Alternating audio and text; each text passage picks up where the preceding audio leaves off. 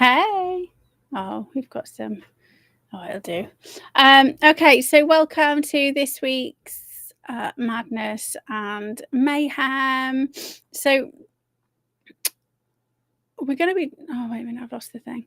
Going to be talking through the PBD Podcast The Gatekeeper.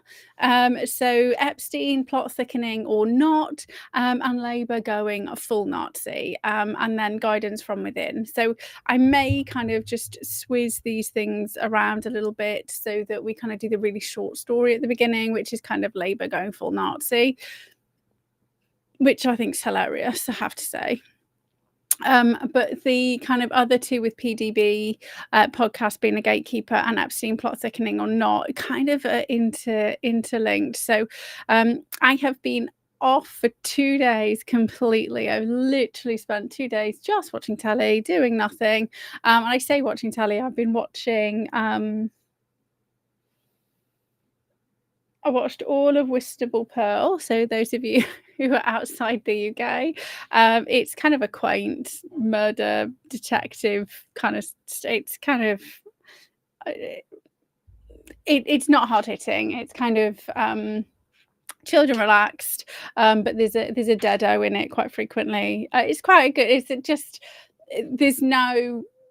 I say there's no drama. It's all drama, but it's just not stressful.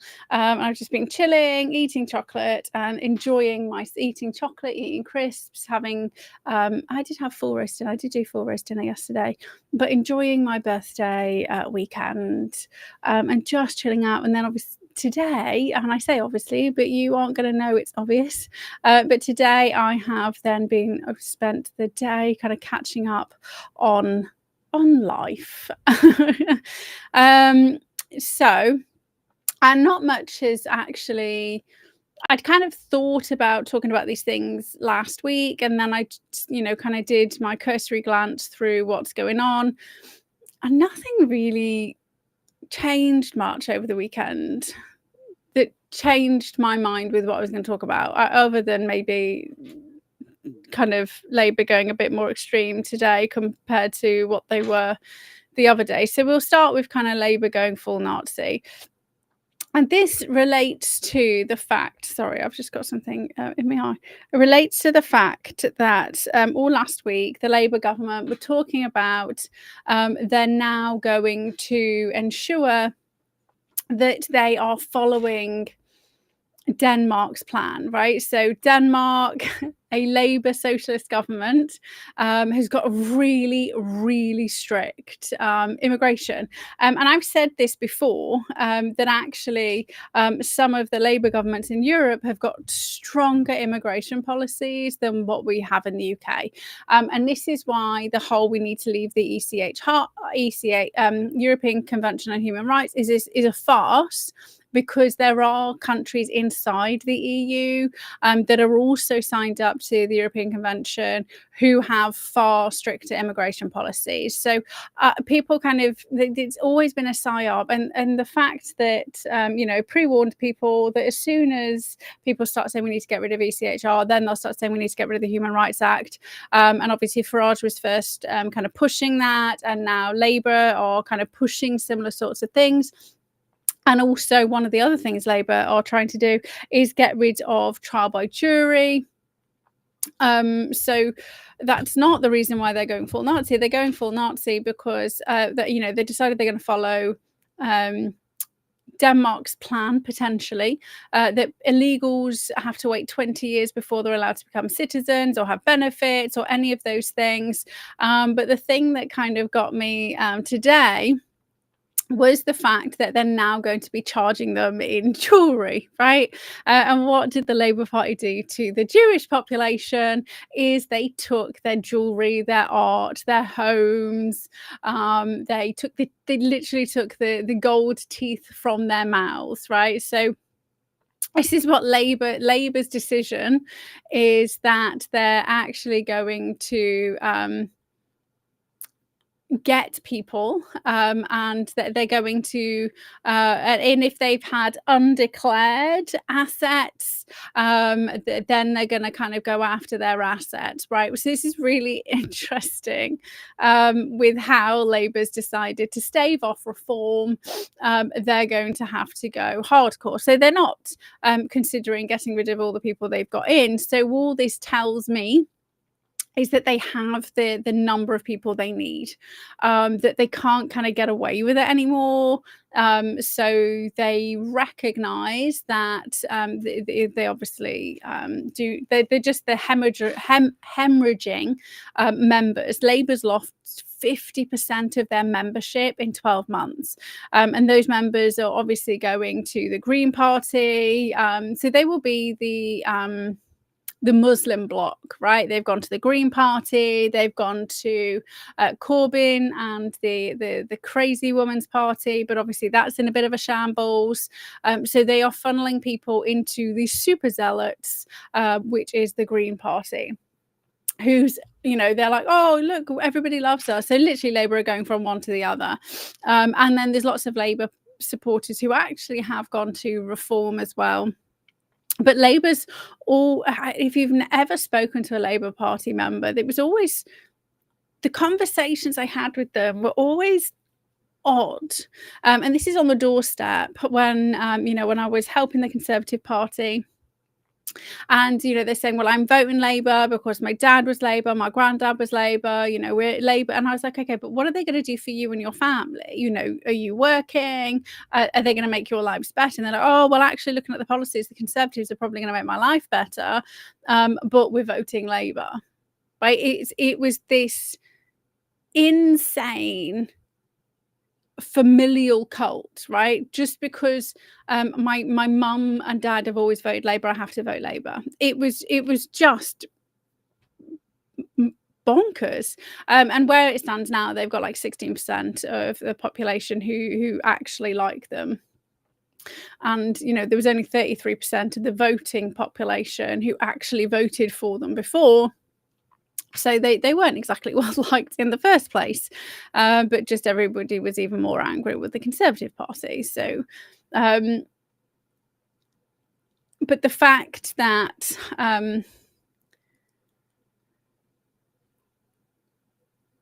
it's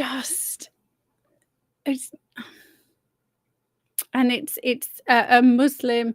Oh, and there have been more stabbings, murders, kind of like mini riots going on in Birmingham, like all of that's been kind of heating up, which is obviously the Home Secretary's stomping ground. But yeah, so Labour are now decided that they can't get away with it anymore. They do have to do something. So they're going to do something to halt asylum shoppers. So increase deportations and reduce pull factors to the UK. So she's saying we're going to get rid of the golden ticket. So she has said, so today she announced a series of measures. Let me just go to those measures. Oh, I thought I had it open. Give me 2 seconds. That have been announced.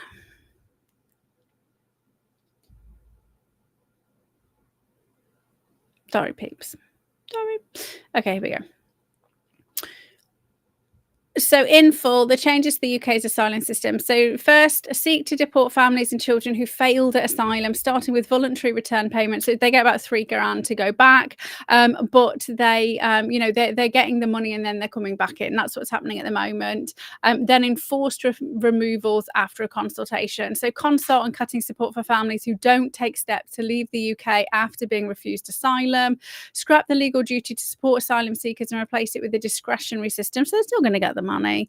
Deny support to any asylum seeker who has the right to work but doesn't, as well as those who break rules, deliberately become destitute or commit crimes. So just so you know, we already have these rules in place. And if you want to, kind of go back to a couple of the shows, a couple of shows ago when I went through, we already have the UK Borders Act since 2007, that as soon as somebody commits a crime where it is a 12-month prison sentence, then they are to be deported on release. So the thing that's actually blocked us from removing people is that we're only to remove people to somewhere which is classed as a safe country. So the majority of the illegals are coming from Iran, Iraq, Afghanistan, Syria, and some places in Africa, all of which are deemed unsafe. So you can't send them home because they are coming from those dangerous places. So that's the loophole that they've been kind of playing with, and other countries wouldn't take them, which is why the Conservative government kind of made up this whole Rwanda scheme, the Rwanda money laundering scheme, right? Was because they couldn't deport them to the countries that they came from. And they're only allowed to deport them to somewhere that's safe, and nowhere would take them. And I don't think we should kind of, they're not, yeah. So it isn't safe for them back in their countries because they are extremists, right? So you can't return people to Dubai and places like that because the Muslim Brotherhood is outlawed, right? So this is why we have such a terrorist problem, and other and actual Muslim countries don't, is because the things they do over here, they would be killed for over there. They would be tortured. They would be murdered. So that's why they come over here, because they can do the disgusting things that they want to do, and they probably are fleeing for their lives, but it's because they're criminals, not because they're nice people who deserve asylum, right? So there's a difference. And I still think we should just speak to Japan, who's got 7,000 islands that they're not using, right? So that they just randomly found, which are habitable, but is uninhabited at the minute. So require asylum seekers to hand over non-essential assets such as jewelry, but not wedding rings, and sell it to help people for their accommodation. This includes any money or assets they brought with them or gained in the UK on a visa route before claiming asylum.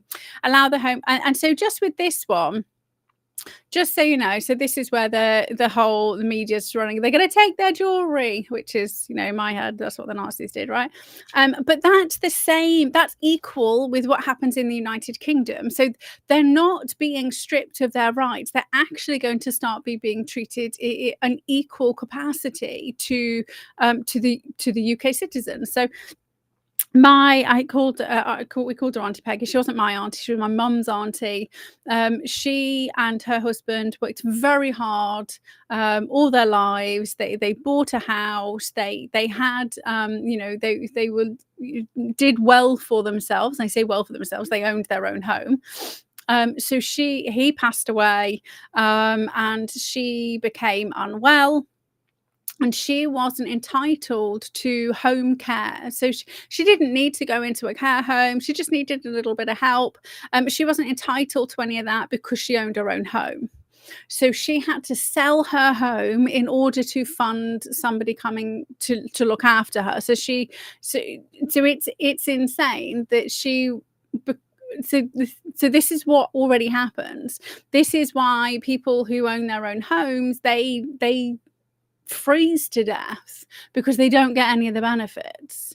So you only get the home care, you only get the help, you only get the benefits, you only get all of those things if you have never worked for yourself. If you've worked, you've paid hard, you worked, paid taxes, paid into the system, you're not entitled to anything on the other end if you get unwell.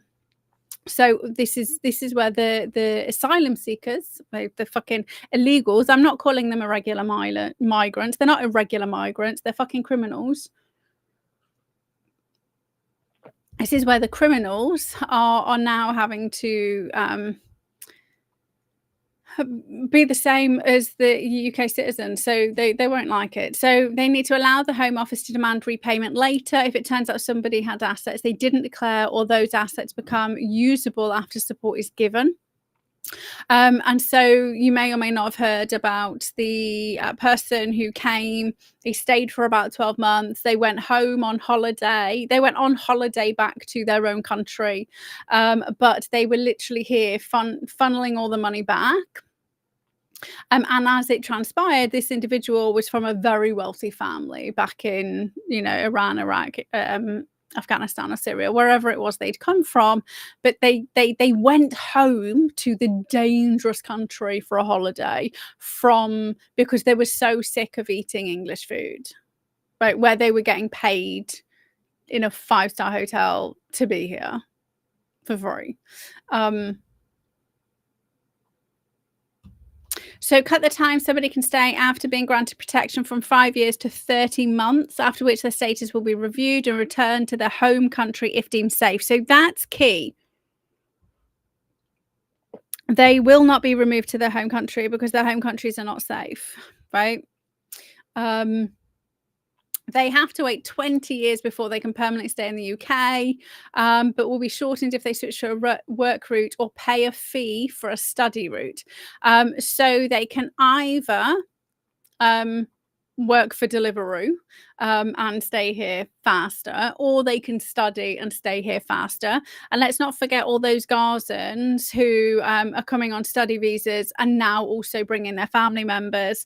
And when we talk about the Gazans who grow up with the actual ideology that it's their sole job to murder Jewish people, and that's ex-Gazans, ex-Muslims, ex-Palestinians who are the ones who are telling us this. This is not me.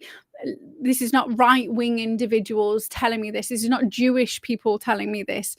This is me paying attention and watching what's actually being said by the people who were born there, who lived there, who grew up, who kind of realized that this entire rhetoric is harmful and disgusting, and holy fuck, I need to speak out about this. So we also have, the son of one of the Hamas leaders. I spoke to you about the lady whose uncle was the guy behind the first Intifada, right? So these conversations and these opinions aren't coming from just random Gazans. These are coming from people who were in the elite group, if you like, who are telling you that this is they celebrate death.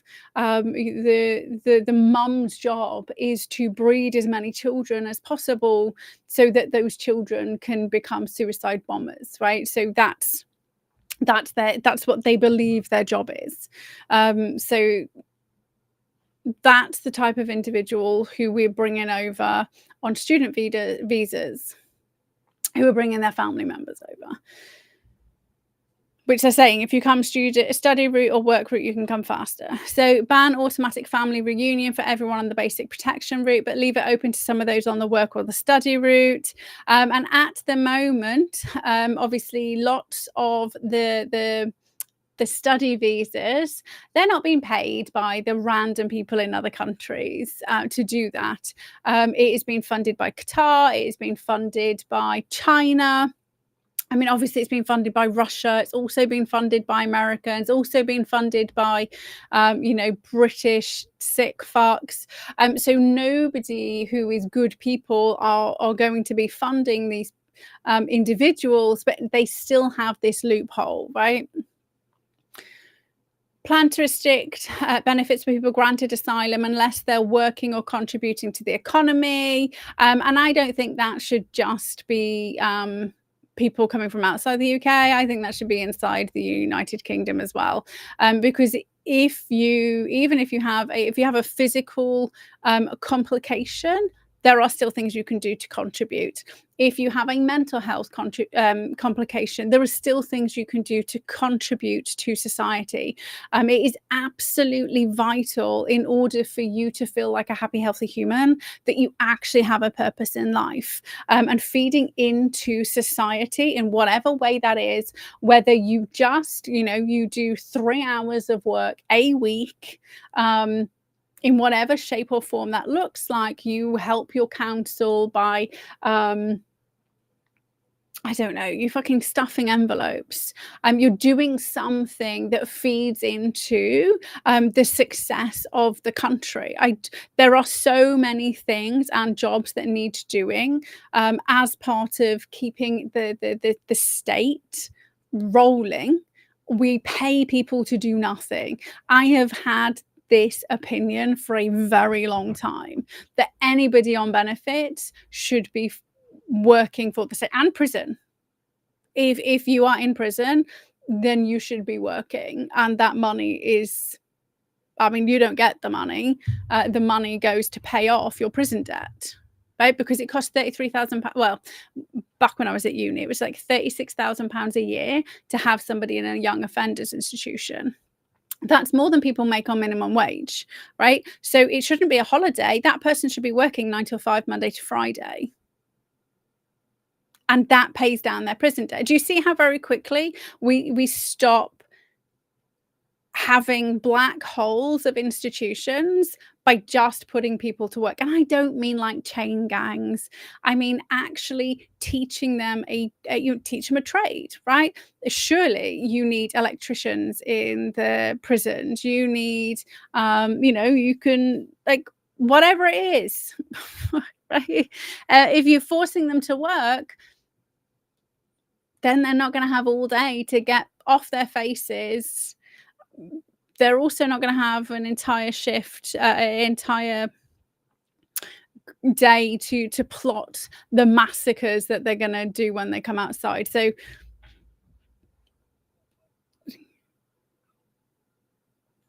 we absolutely should be assessing somebody's capacity to function, putting support packages in place, but then getting those individuals involved in something in their local community so that they have a sense of self-worth. The fastest way out of depression is by working.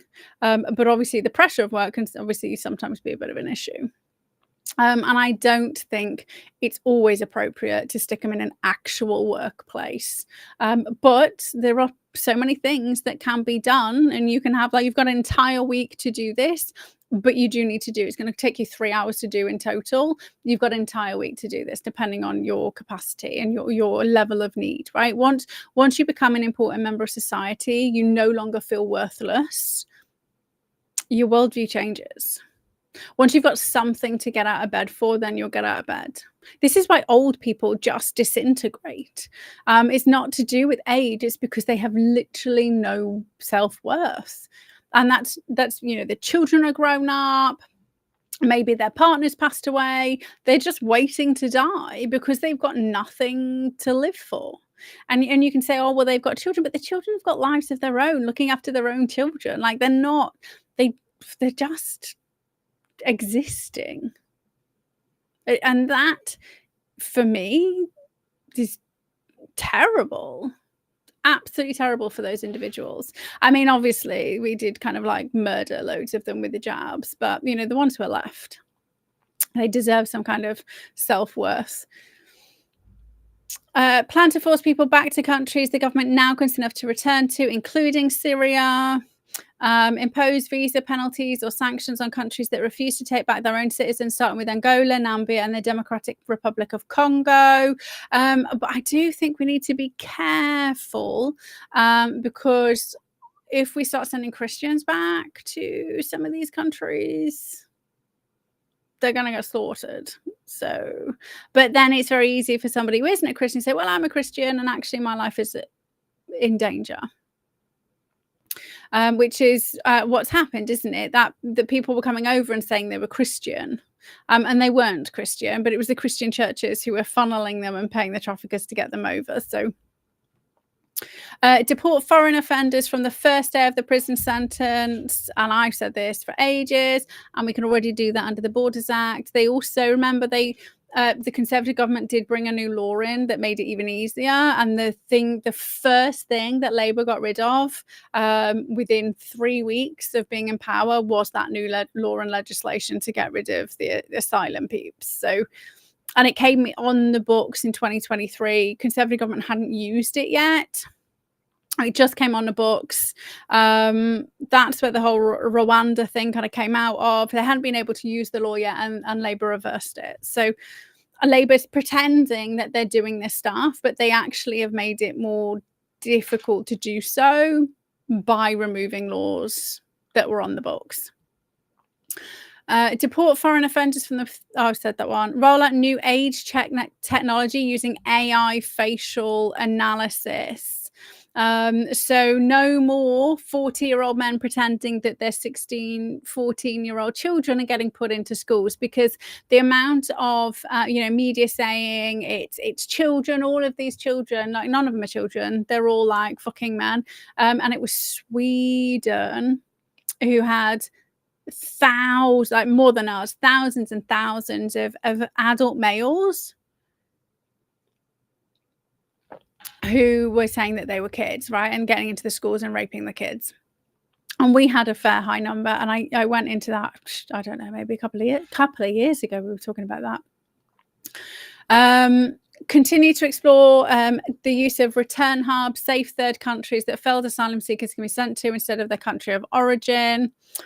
So reform of claims, appeals, and human rights law. So fast track and refuse clearly weak claims from safe countries after one interview. Allow failed asylum seekers one single appeal only. Remember, there's almost 80,000 cases backlog, asylum case backlogs. So as soon as the law changed, everybody who was kind of waiting all appealed.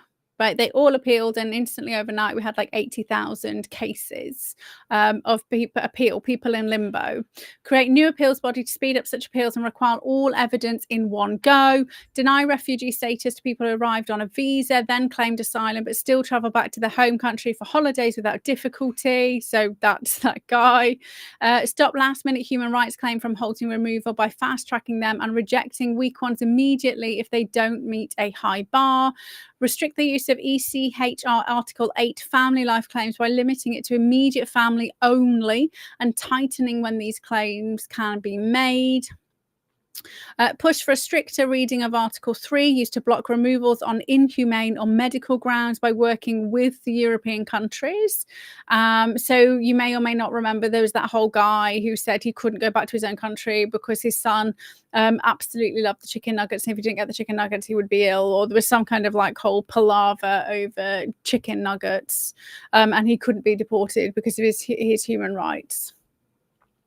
Tighten modern slavery rules by removing second chance appeals and making sure any slavery claims are checked much earlier so people can't use last minute claims to stop a flight. Illegal routes. Introduce an annual cap on people arriving through safe and legal routes.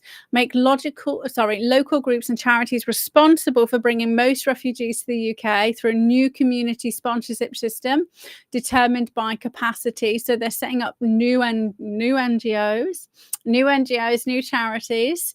And that'll be because USAID stopped funding, UKAID has stopped funding a lot of it. So lots of charities and NGOs have gone under. So now they need to create a state-sponsored one. Create new capped routes for refugee students and skilled displaced workers. Keep flexibility to respond to crisis like Ukraine or Gaza.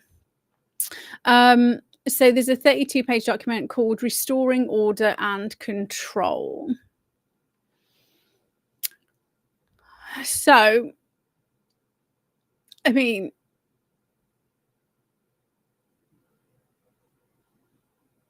it's all bullshit, in my opinion, anyway.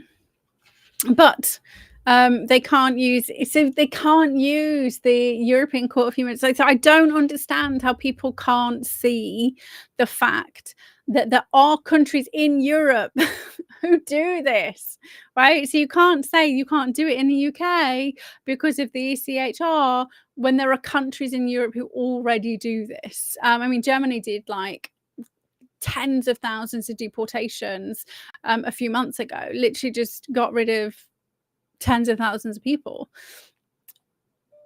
Just, I can't, people just don't use their brain. It's very upsetting. Very upsetting. Okay, so coming for your jewelry, but I mean, it doesn't matter anyway, because it's all just bullshit. It's all smoke and mirrors. It's all bullshit. And it will be designed, my personal opinion, that is designed to explicitly push the illegals and the Muslim vote to the Green Party. My apologies, that's Matt. He's drilling in the kitchen. New cupboards. Okay, so yeah, because Labour's collapsing, right? Labour is going under, so they need to do whatever they can do to push people to the next party, which is the Green Party, right? Because that supposedly is all about eco. It's all in on all of the fringe psychotic stuff. Their deputy leader is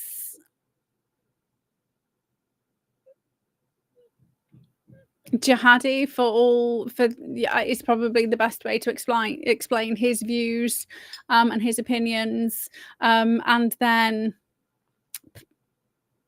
the leader is also a psychopath, probably a paedophile.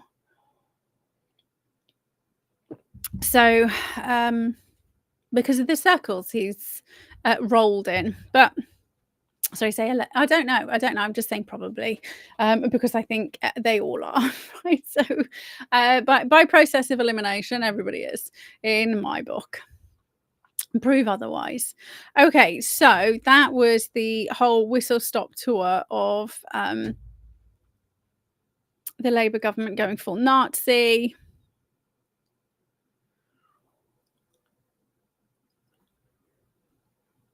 And the other thing they'll do is they'll just oust her, right? So she can put these up and propose these things. Remember, they have to start the spark by 2026. So they are pushing and pushing and pushing and pushing. And this also feeds into this. We also have, as an aside, kind of an aside. So these next kind of things all kind of link in together, really. So I've been watching the people who have been let free, right? Accidental releases from the prison system.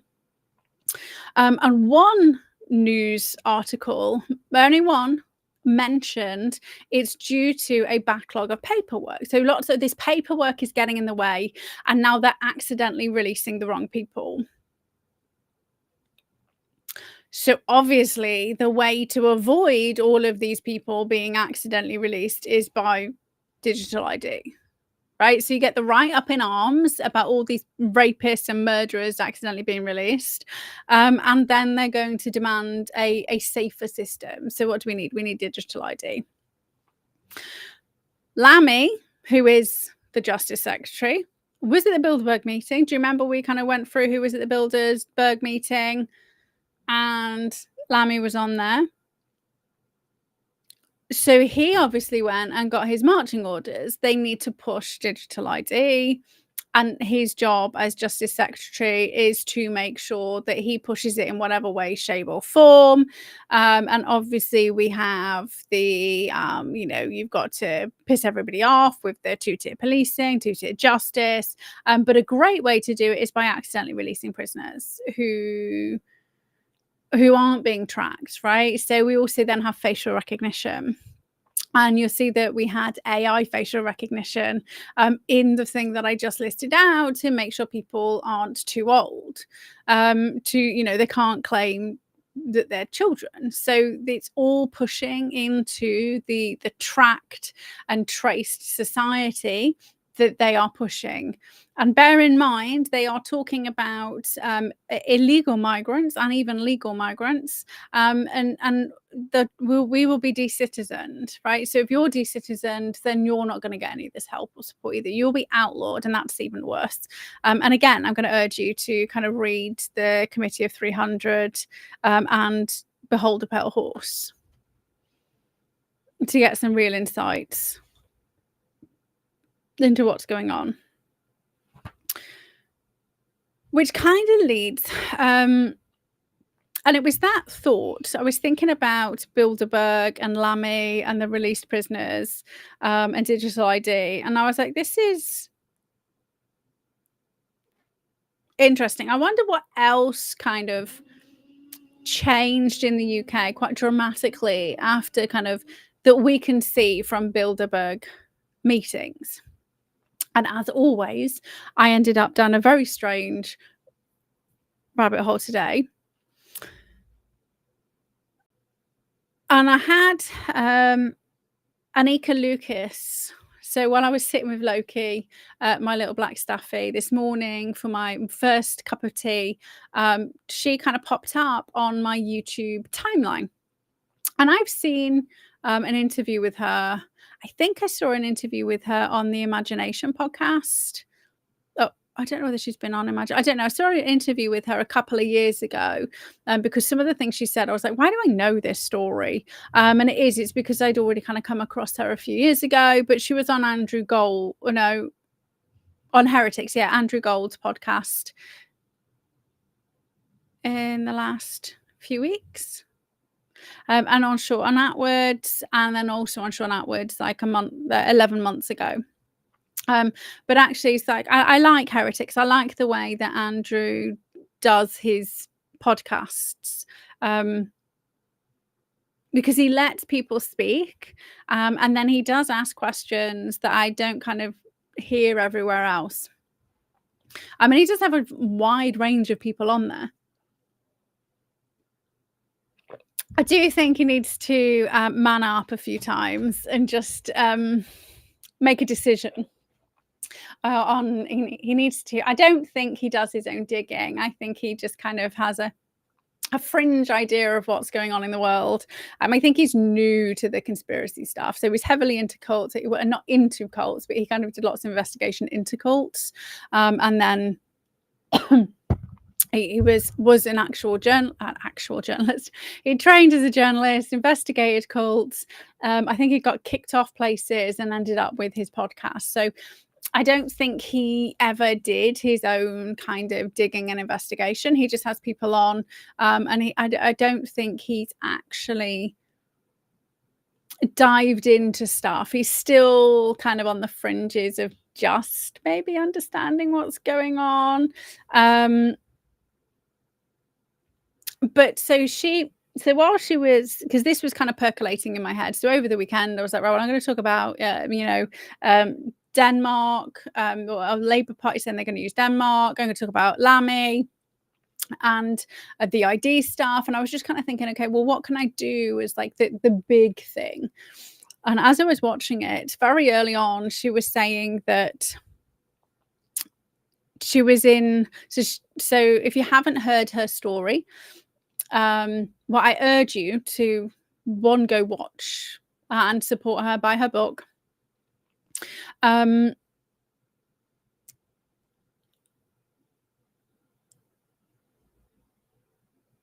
She was trafficked from age 6 in Belgium, and so you may or may not have heard about the Belgian paedophile ring, the Detroit paedophile ring, which ensnared and involved high-ranking Belgian government officials, and this was all coming out in the mid-90s. All the cases were like mid-90s, because I can't remember who. I think Detroit went to prison and he had 4 girls in his basement. 2 of them died and then the other 2 survived. So that kind of kicked it all off. And he said very early on he was a part of a ring, and then he kind of retracted his information. But the conspiracy files, they did a really good in-depth look at the Belgium stuff, and they actually did it on Paranormal Files as well. They did conspiracy and Paranormal Files, so that's they're quite a good starting point. And actually, he went and got some of the transcripts, so he wasn't using like second or third hand information. He kind of went and got the court transcripts. So that was, I urge you, so Conspiracy Files and Paranormal Files, the Belgian paedophile ring. So at the time, the BBC, The Guardian, all of those places were reporting on this Belgian elite paedophile ring. So it wasn't fringe, it was being reported across Europe. But she'd kind of said, so in 1972, she was at the Bilderberg meeting in Belgium. And I was like, why do I know the date 1972? Like, why is that in my head? That's like an important date. Why, you know, when you're just like, why is that important? Considering I'd kind of put the question out there with regards to Bilderberg, what's important, what happened in British history. And then it kind of struck me, we joined the EU. So, I mean, it wasn't called the EU then, it was called the EEC, the Economic European Committee, or something weird like that. So we joined the EEC at kind of in alignment with the 1972 Bilderberg Group. At the time, Ted Heath was the Prime Minister. Ted Heath, or Edward Heath, is his full name, was a Conservative who has been named as somebody involved in the Elm Guest House, House of Horrors, where they were trafficking little boys from care homes, being abused. He's named on the RAINS list. He was named on the list that was given to Leon Brittan, who obviously was also involved. Leon Brittan being, I think it was Home Secretary at the time under Maggie Thatcher when the list was kind of handed over. But he was also named as somebody who was knocking around Kincora Guest House. And Kincora Guest House, for those of you who don't know, was the Northern Ireland guest house where elites went to rape little boys, where MI5 were kind of had, like, if you think about like Epstein's Island, that's the same sort of thing. So it was a house that was fully kitted out for blackmail.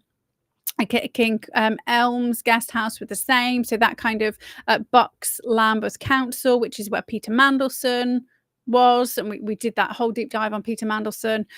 Peter Mandelson's also named as a handler Elms Guest House. Also, Elms Guest Houses, we have Cliff Richard, known as Kitty, in there. We have, at the same time, we've kind of got the rise of Pi, the paedophile information exchange. But Ted Heath was always pushing for us to go into the EEC. But in 1972, when Anika was 9, so she'd already been trafficked for since 6, and she was fringe bloodline, right? So she's bloodline, but actually she's not elite in the sense that she's not top of the tree. Children are raped and abused from birth, and it's probably because her mum had lots of didn't cope with the programming probably very well, and so she had lots of issues. But so she was already kind of, she calls herself, she knew she was one of the expendables, right? She was just there to be used and abused, and it didn't actually matter whether she was killed or not killed. But then an elite, there was her and a little boy of 7 who were presented to an elite billionaire, an American billionaire who happened to be David Rockefeller. And David Rockefeller took an interest in her. And David Rockefeller was at the 1972 Bilderberg meeting. And she was then trained, like MK Ultra trained, for the next 12 months to be a beta kitten and a spy. So you think Fiona Barnett and that type of, and Marilyn Monroe, right? That type of beta kitten. Or we've got Britney Spears, right? Who do we have nowadays? That type of programming to be used and abused by the elites. right? But actually then report back. I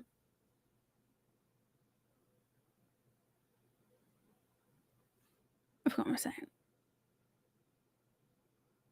So I've just got like, this is like my random notes, right?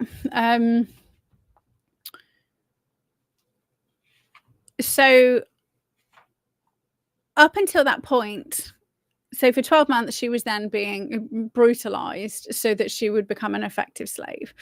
Now, the key thing that nobody who's interviewed has actually cottoned on to, the really important thing, and people weren't actually asking her how she escaped. And it was only when she kind of said, do you not want to hear how I escaped? Because maybe most people don't.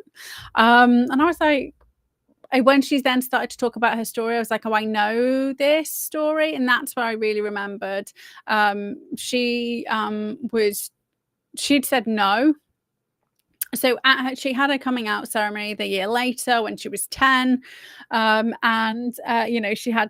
She was being groomed to be a French singer and a celebrity, and she's had a week of kind of being fawned over and being presented, so kind of like debutante style in the world of the elites and the traffickers and all of the horrific people, and then you have to submit your will, and she was saying submit your will to Satan, but you have to agree, you have to hand over your soul, right? So this is what the elites say, is that they sign a contract, and she said no.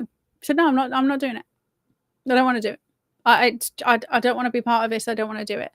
So fucking brave, considering 12 months prior, that 7-year-old little boy who she loved and looked after, who happened to be have mental health complications, was murdered. So David Rockefeller, one was to be murdered, one was to be sacrificed, and one was to be raped. So he wasn't into little boys, so she was the one who was to be raped and abused, and she watched them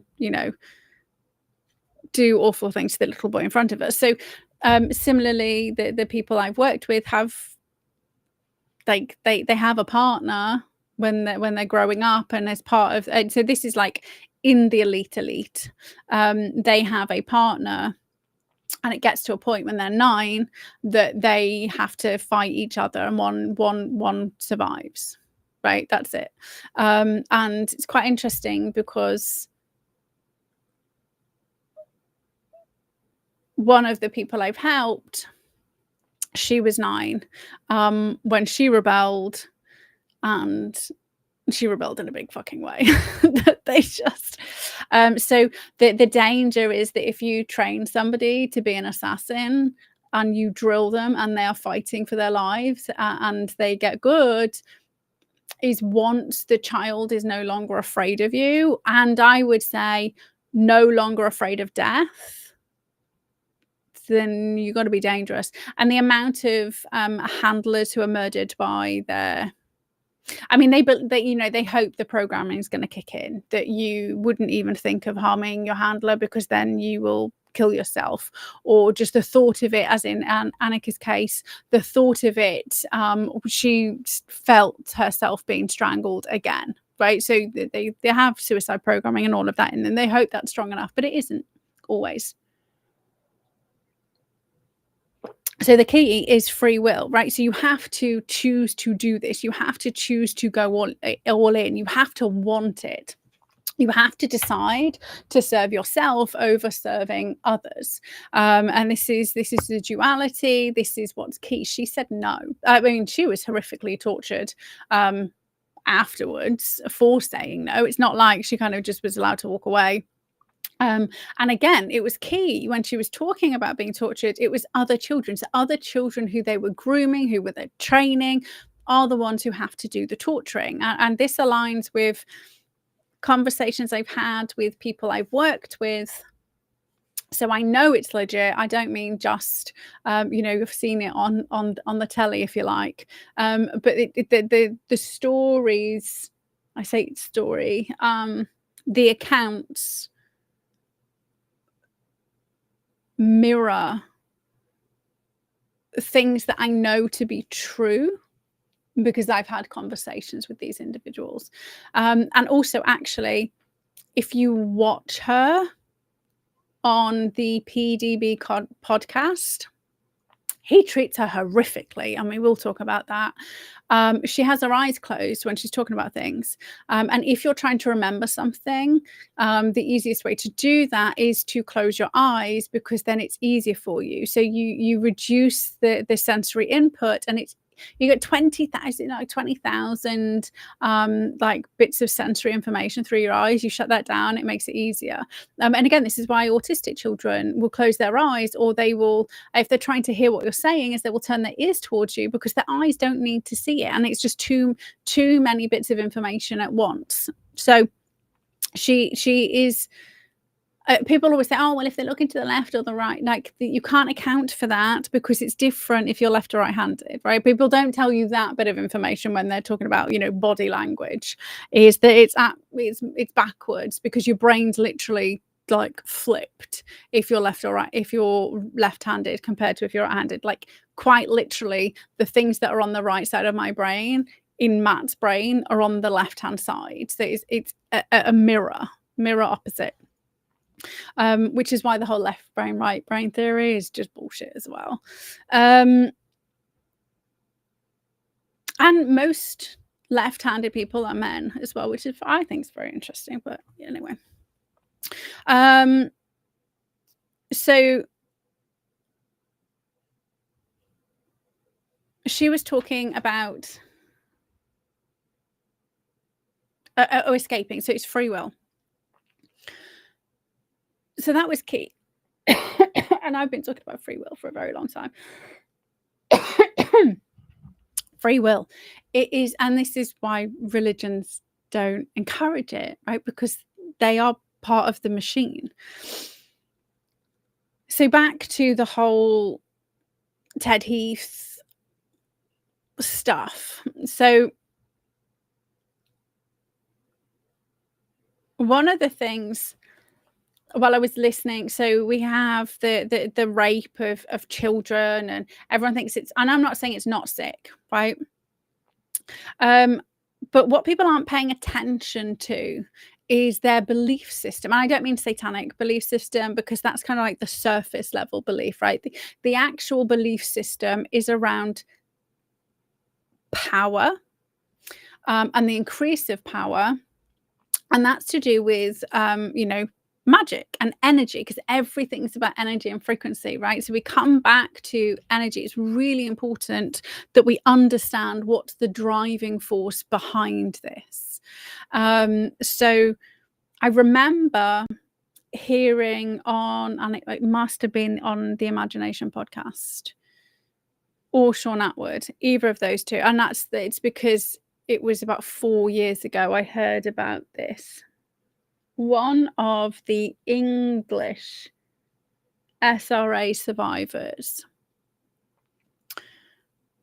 was saying that one of the things they do to make the very young children, like 3-year-olds, viable for being abused by adults, is they teach them, and they stretch the female genitals, right? So they stretch the female genitals, and they do that by a man, with usually quite well endowed man, will sit there with an erection, and the child will literally just be placed on the erection and forced to just be there. So this is not to just sit. The child just has to, like, there's no movement, it just sit there, right? And that kind of like sat in the back of my mind for quite a while. I couldn't quite figure out, okay, well, this just seems like a strange, like I couldn't figure out what the meaning was for that. And it's not always an actual person. Sometimes they just insert things and put horrific things in children. But that stuck with me, that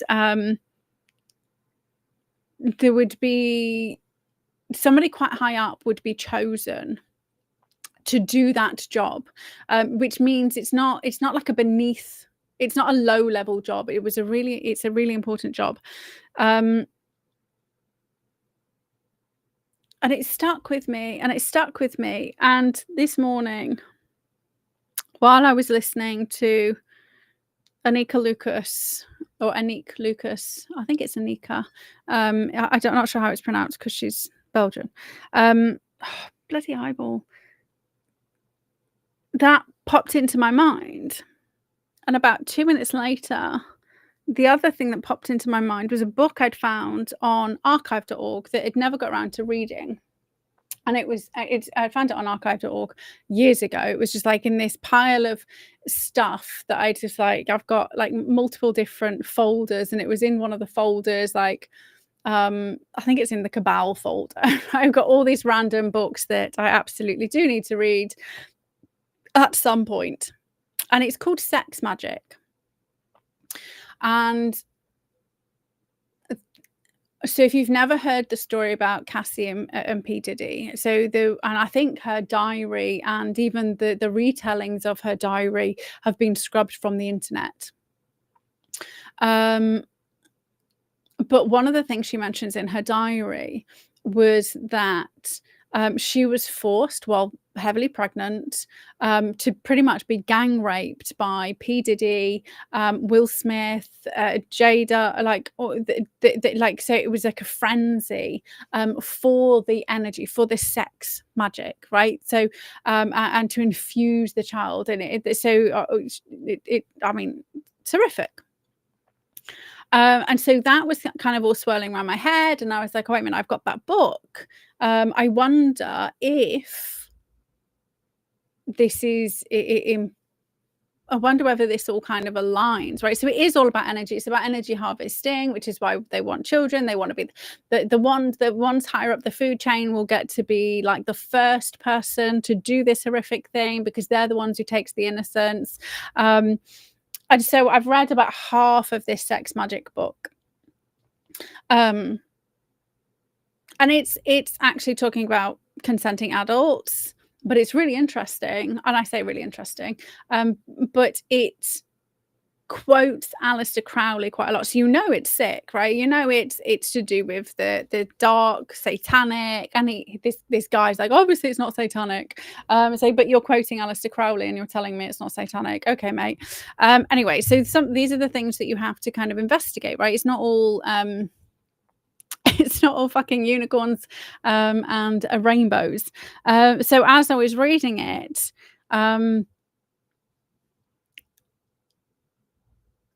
it starts talking about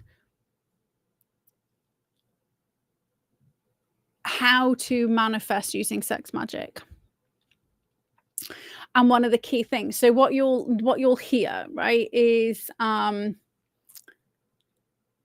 that abstaining from sex, right? Abstaining from sex helps you like increase your energy.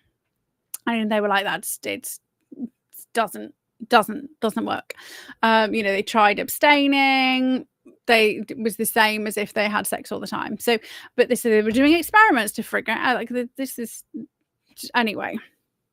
So what they discovered was that, and so then it kind of actually ends up aligning with tantric sex, which is, when you are trying to unveil your serpent, so your kundalini, right? So that's one of the methods that's taught to, increase your power. And so what you're supposed to be doing is you kind of do the positions, but you don't move. You just insert the cock into the vagina, and then you stare lovingly into each other's eyes until a point at which you stop. And then you'll do that again the next night, and you'll do that again the next night. And you go through a period of just getting to the point where the guy can't kind of like hold it in anymore, and that's when he withdraws. And so you build it up to doing it between 2, 4, 6 how many hours later. But every night what you're doing is you are building the energy, and then you stop. And then you kind of go maybe the next time you do it, and then you manifest to the frequency of 2, right? Because it was 2 goes. Maybe the maximum you do it is 7 days, right? Sorry, 10 days. And 10 will be the most powerful because it's 1 plus 0, which is male plus female, which is creation, right? And it goes all the way back round again to the beginning. And I was like, okay, well, this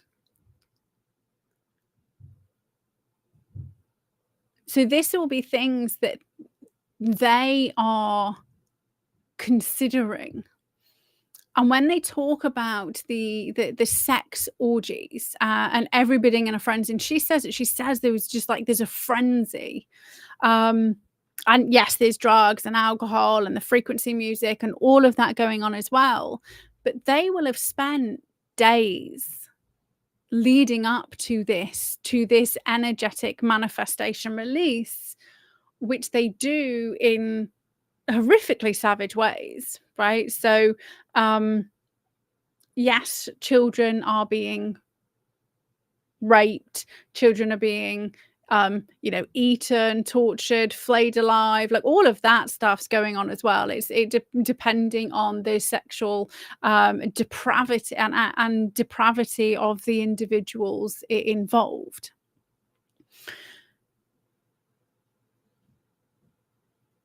We have to, and whether you believe this or don't believe it is irrelevant. This is their belief system. So all the children who are being offered, that will be at the culmination of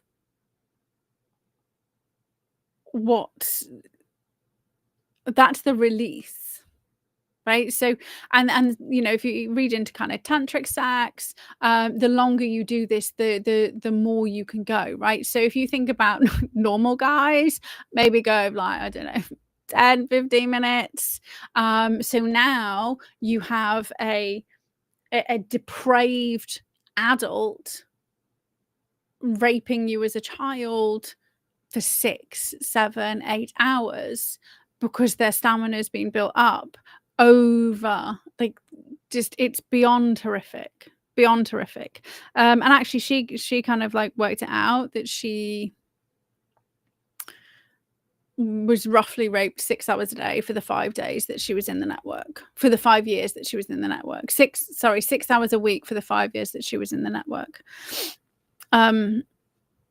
And it wasn't always like, once a week. Sometimes it would be 2 or 3 times a week. They have days, they have weeks which are more important. You might go, and that's kind of similar to other kind of survivor stories.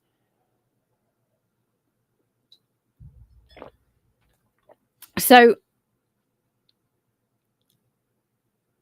we have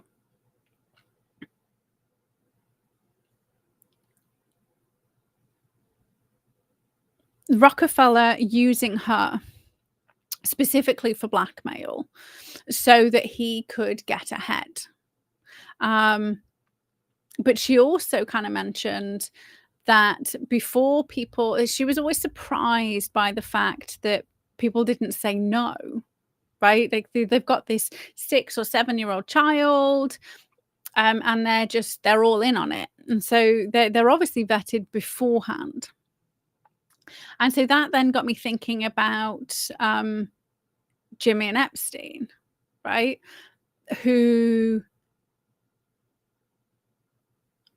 And the grooming gangs who target, and I say target, okay, there'll be a caveat, who on the surface that we get told about target 13, 14, 15, 16-year-olds, like the gateway children, in the same way as you have the gateway drugs, right? So if you think about Virginia Giuffre was introduced to Andrew, and she was 17, and I've said this multiple times, it doesn't mean, and it's not diminishing her experiences of being trafficked. And Epstein wasn't the first one. Remember, she'd already been trafficked before from the age of 13. to somebody else, by somebody else, sorry. So it's not diminishing the horrors that she went through, but when it comes to Andrew, she was 17, so she was lawfully old enough in the United Kingdom and lawfully old enough in some states in the USA, right? So she wasn't a minor across all of the USA.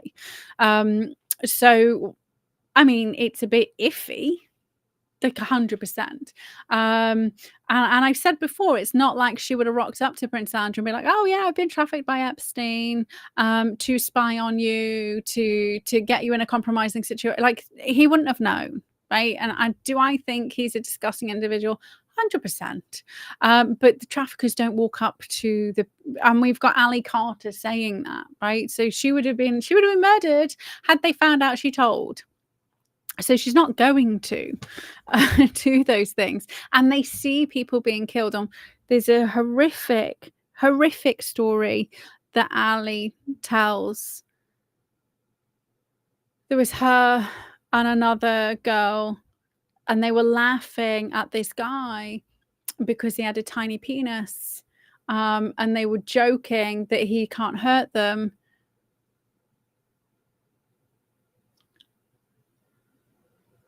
And what he did to this girl is so horrific. Like, it's still going. I'm going to just say trigger warning. Like, you probably don't want to listen to the next minute or so. They were in the toilets. He raped her so hard with his foot, she died. Right? That is the sadist, and this is when Ali's like 13, 14, 15, so young. That is the sadistic nature of these individuals. Like, right? They're just unbelievably depraved.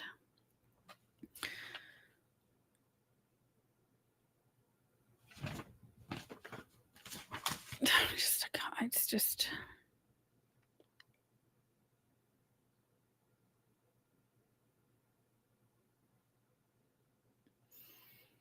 So she was picked as a singer. She was being groomed. She was being trained, and then we have the evolution, which is the Disney Club. So which is where we get Britney, which is where we get Christina Aguilera. We have, so it's tried and tested. And she's the first one to kind of say that, she was, MK Ultra, fast, clinical. She was actually MK Ultra'd by a Nazi doctor. This is in the 70s, 1972 to 73. That's when she underwent her programming, 9 to 10. So, I mean, it was clinical nature, but they needed to then realize that they can't do it that late. It doesn't work as effectively.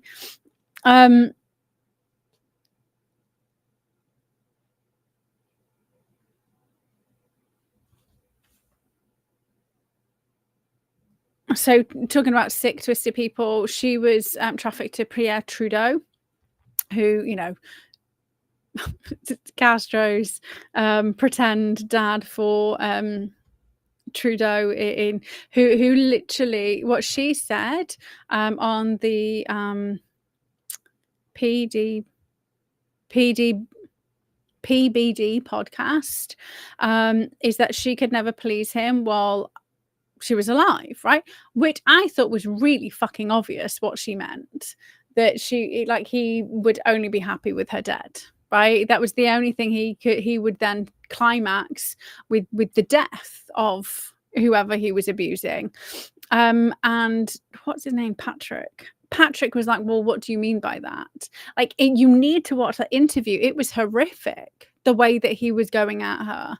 It had all the hallmarks of David Icke going after that person who was talking about it like decades ago, when I decided David Icke was not good people. I mean, it was really early on. Like, I didn't even know who the guy was. And people were saying, oh, you need to watch this guy. And I was like, oh my God, no. That's not how you treat somebody who's been traumatized, is to re-traumatize them.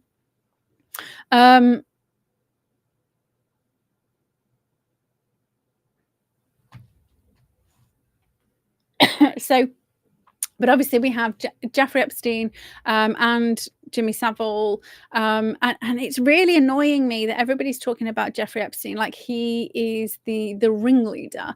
We have to remember that Maxwell, not Ghislaine, but Daddy Maxwell, Robert Maxwell, was KGB plus Mossad plus MI6, right? He was playing all three off against each other. He was already blackmailing, arms dealing, running the media. He's the one who's kind of running the media empire, right? So he was already like fucking triple turncoating, and I think they all just had enough. Like you'll never find out which one actually binned him off, because all three. So Ghislaine had a spy network operation ready, right? She had all that information.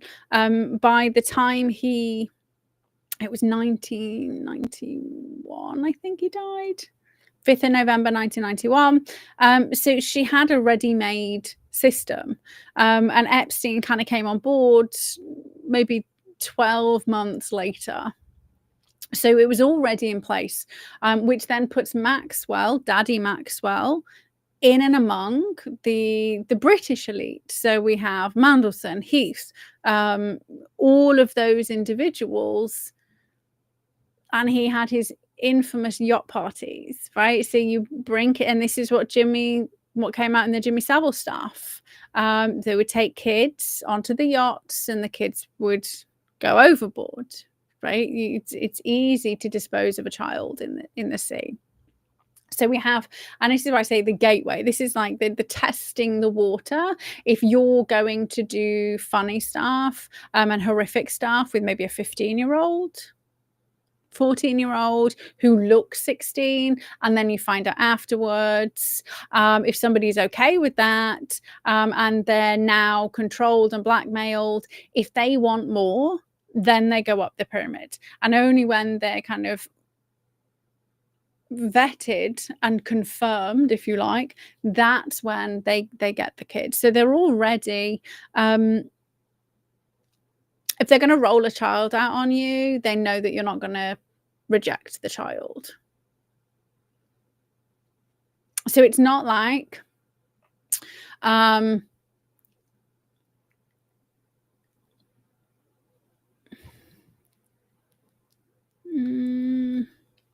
so a famous person, right? Any famous person. It's not like they just go, hey, you're you look, you do really well in this role, come to this party, and then you roll out a 6-year-old child and expect them to rape the child, right? That's not how it works. And this is why people don't believe it so much. They've already been primed, been found in compromising situations, but they get offered everything, right? Celebrities, the elites who are kind of like inner circle bloodline, they're obviously abused from childhood, and it's kind of generational. But they bring people in, right? So we have Angelina Jolie talking about how she was raped, and it was fucking amazing as part of being, she was brought into the Illuminati inner circle, and then she was raped on an altar. I've played that video multiple times. So they can be brought in, and they do, it's like an MLM scheme to join these secret societies, sell your soul.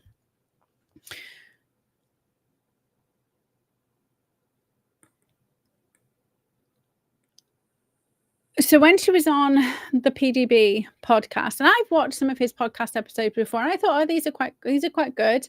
There's one where he's grilling at Andrew Weiner, right?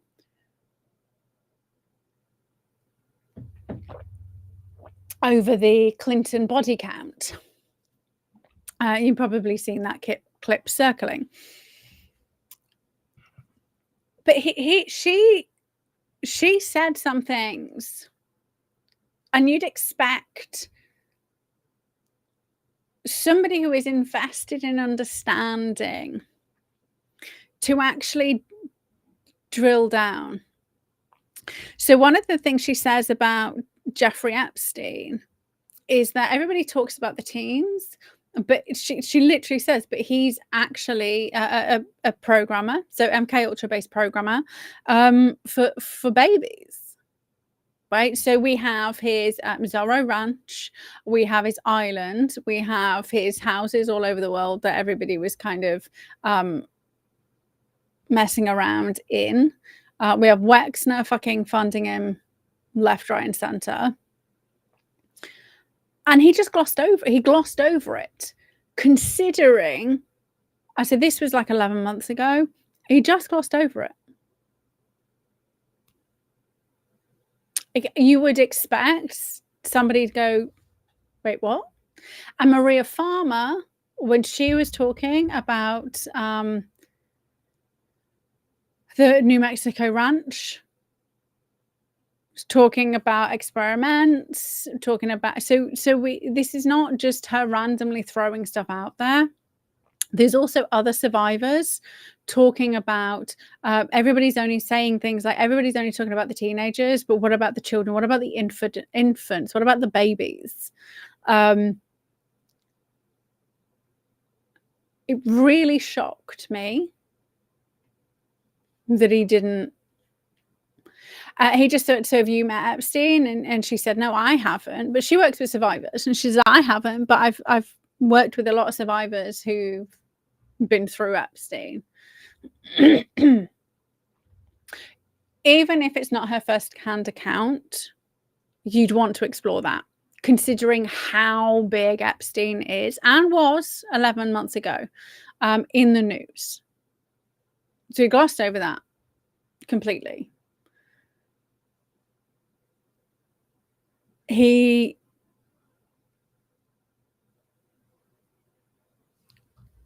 was really, you need to watch it. It's really bad. So he was then kind of talking about the left. So she kept talking about we need unity, right? So everything's been co-opted to sow division. And he was like, well, what do you mean by co-opted? Like, how do you not know what the word co-optive means? Right? So he grilled her on what she meant by the word co-opted. I was like, well, there was a lot of context there. She's saying that there is no left-right divide. There is no us, that we're all people. We have to get along, because when we get along, then we can focus our energy on bringing these networks down. Because we are focused on division between us and the other uses, they gloss over it. And rather than focusing on, okay, well, how do you suggest we do that? How do we kind of find common ground? First, he kind of grilled her on exactly what she meant by the word co-opted, which is the most retarded thing I've ever heard on a supposedly intelligent podcast. Like, it's really fucking weird.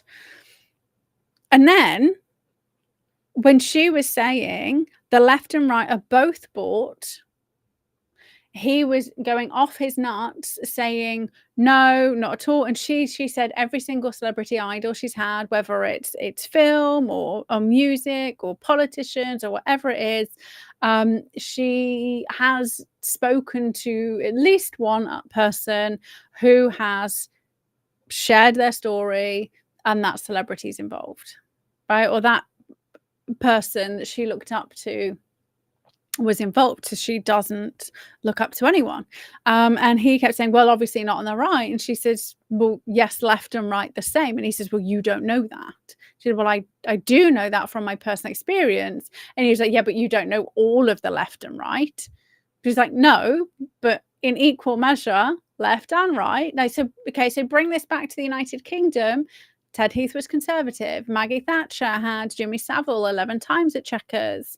She absolutely used him and his network and his blackmail network. She absolutely had the reins list and used MI5 to maneuver the things that she needed. And that was absolutely the reason they took her down. And again, I said that before, I don't agree with her doing that in any way, shape, or form. But he He would not have. He would not have it. And he said, well, I liked JFK because he was not bought.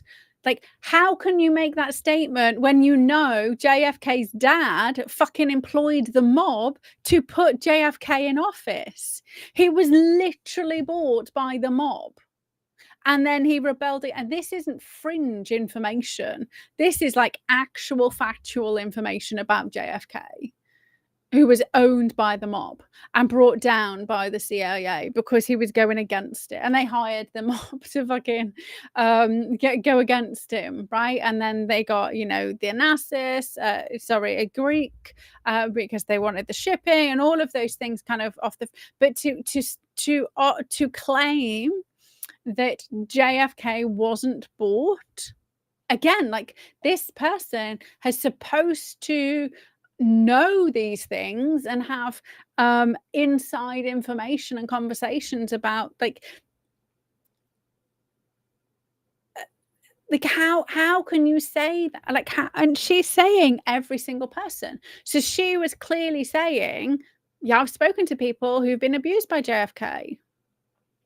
We have Marilyn Monroe was fucking trafficked to him. Like, that's not even a secret, right? It's ludicrous at the way that he behaved. He went rabid and feral over things which were so easily proven false, right? Easily proven false.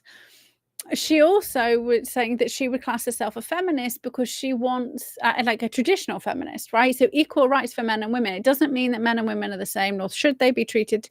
Not the same is not equal. We should have the opportunity. She's literally saying women should have the opportunity to speak freely without being shut down by men. And he literally shuts her down as she's saying it. Like, I meant to kind of grab the clip, but she's literally saying, like, women should be able to say what they want to say and share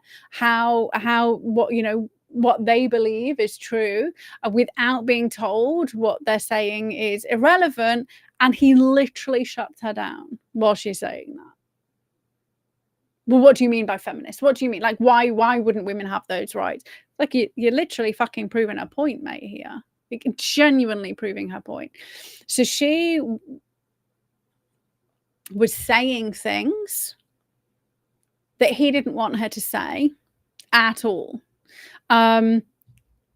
He was pushing and pushing and pushing and pushing for her to name names.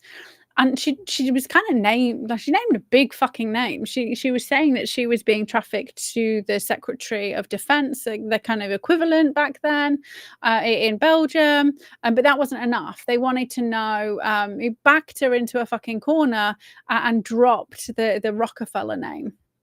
And she was like, well, in her head, she's like, I can't lie about it. And he kept pushing her to name the female actress. Now, I absolutely do get that it can be frustrating when people know about individuals who are part of these networks and who are doing horrific things to children, to be frustrated when somebody won't say a name, right? But they are literally, like, they grew up watching people being murdered for saying stuff. People are being murdered now for saying stuff. Like Virginia Giuffre being murdered very recently for saying stuff. So it's not like that the danger is over, right, in any way, shape or form for anybody who's been trafficked and abused, even if it was 30, 40 years ago. It isn't. And he just...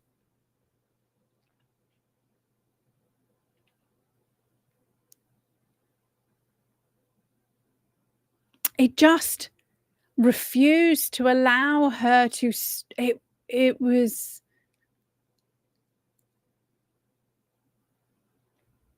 He's a gatekeeper.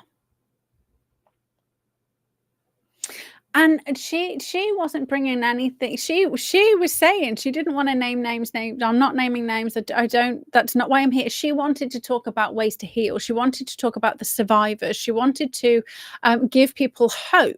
Right. That's why she went on the podcast. It was a huge audience. She wanted to, yes, maybe talk about who she was and where she kind of came from, but she didn't want to rehash her story. And then he was trying to get sensationalized sound bites to increase his reach. That's it. That's the genuine reason why he had her on. Like, I cannot, because otherwise you would not have shut her down every time she was about to say something that would have been very powerful, but it was just giving the wrong impression. Well, it wasn't painting the picture that he wanted her to paint. So toward right at the end, he says, well, I'm glad you didn't mention anything about Trump, considering she said she's not naming names. And she said, well, I wasn't here to talk about politics. Why would I? And he was like, well, just because everybody wants to come on here and talk about, like, just randomly out of the blue. That's how he's kind of finishing the conversation. Like, it's just, it was the strangest interview.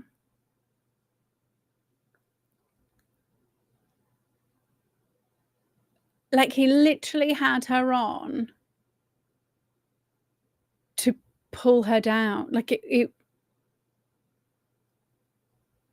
I mean, I believe the comments, I think he will have lost a lot of, from the sounds of things, that he lost a lot of people because of the way that he behaved towards her. It's just like, and I get you have to be careful. I get you have to vet. I know you can't just trust everybody. I get that. I'm not saying you should.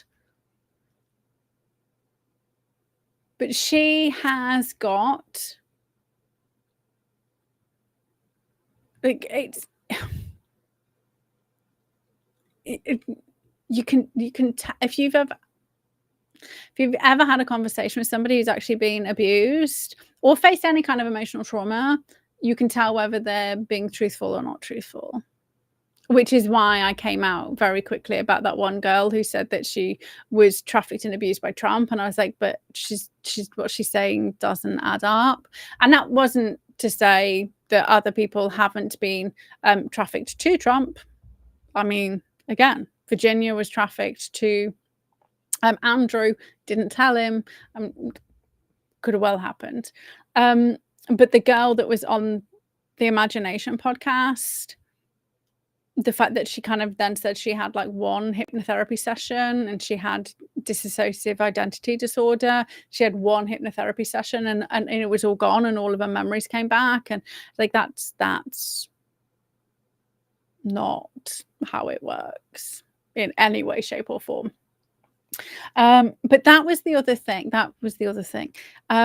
He was saying, well, why can't you name all these names? She said, well, I don't even know them all. Like, I haven't had all the memories, but I get flashbacks. She didn't even know it was David Rockefeller until he died. And she saw his photo in the paper. And he was like, well, surely you know. And she said, well, I just knew him as David, right? I just knew he was, that's all I knew. Like, people would say David. And he told me he was called David.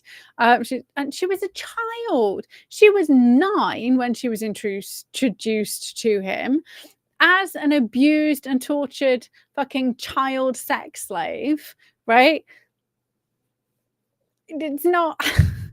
And he was hounding her that he didn't believe her because she didn't realize it was him until she saw his face. And she said, but I had flashbacks of that after I saw his face in the paper once he died in 2017. Like, that's how it happens. That's how flashbacks happen.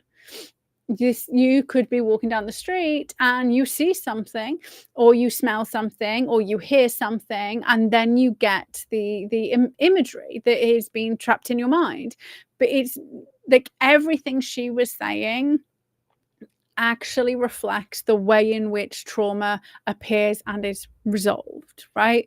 And so once you have a thread, you can then investigate that thread, and then you get more memories, and then you get, this is why meditation is very dangerous if you've had a traumatic childhood and you've not resolved anything, is because you get something called flooding, where once you open the floodgates, right, you start investigating during meditation, and then all of a sudden your brain's like, okay, you're ready to deal with it, and it just fucking gives you all this information. This is why MK Ultra programming usually breaks down at about mid-30s. It usually breaks down about mid-30s, and people just go fucking insane. Like, this is why the child actors all go insane mid-30s. It's not because all of a sudden just the fame's got to them. It's because their MK Ultra programming is broken down, and now they're realizing how they got where they got, how they were fucking sold by parents into this horrific lifestyle. And she kept saying, but I was dissociated.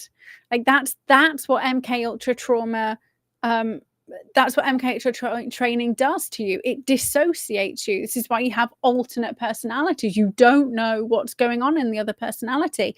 And he wouldn't listen, which, like, how can he not understand dissociation? How can he not understand? How can you have somebody on your show who is suggesting, right? So let's play devil's advocate. Is suggesting that they were involved in these elite paedophile rings who went subjected to MK Ultra trauma-based mind control to become a sex slave. How can you not do a cursory Google? And, you know, let's use the terminology. How can you not just jump onto a search engine and just spend half a day understanding MK Ultra, understanding dissociate? Like, he shut her down every time she was talking about these things, which are known side effects of traumatic abuse, which is why they do it, right? This is where the RAINS list comes from. It was ritualistic abuse. I think it's independent survivors. So it's an acronym for the fact that there was a Dr. Coleman who was specifically dealing with people who had dissociated, you know, DID, dissociative identity disorder, or multiple personality disorders. And this is my personal belief, why they had to then step away from MK Ultra training in the way that they were doing, not because it's not effective, but because it obviously would break down, and people would speak to. This is why you have to own the therapist and the psychologist and the psychiatrist, right? So you actually go to them for reprogramming, but it's much more efficient to use technology because that's not going to break down. You just kind of build a frequency barrier. Or they, you know, inject you with the vaccines or whatever they're doing to you. So it's more efficient and effective and cheaper, far cheaper. So she was like 70s. By the 80s, they've moved away from this and were instead using technology. Which is why, because while I was training as a psychologist, I always kind of wondered, well, where did DID and multiple personalities disappear to, right? Because all of a sudden, there was like shitloads of fucking cases, just like randomly loads of cases, and then they all stopped. So why did they all stop, right? Well, they all stopped because they stopped using that same methodology. But you would at least do some cursory investigation into MK Ultra, dissociation, anything like that. But he just wouldn't accept that she didn't know the names of some of the people, even though she was trafficked to thousands of people. Like, I can't even remember. I mean, that's like saying, every time you go to a supermarket, you need to remember exactly who everybody is. Like, every time you go to a supermarket and you use an actual checkout, 30 years later, you need to be able to remember those individuals. right? Because you're kind of in a dissociated state when you're at checkout. You're not paying attention at all. It's not traumatic. So that your memory isn't completely separated. It should be easier for you to remember that person compared to somebody who has had a trauma and the mind's built a wall.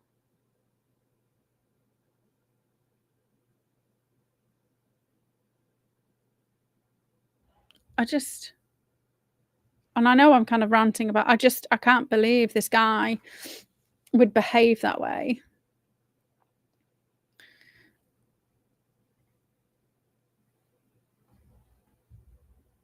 In any way, shape, or form. Like, I can't. It baffles me.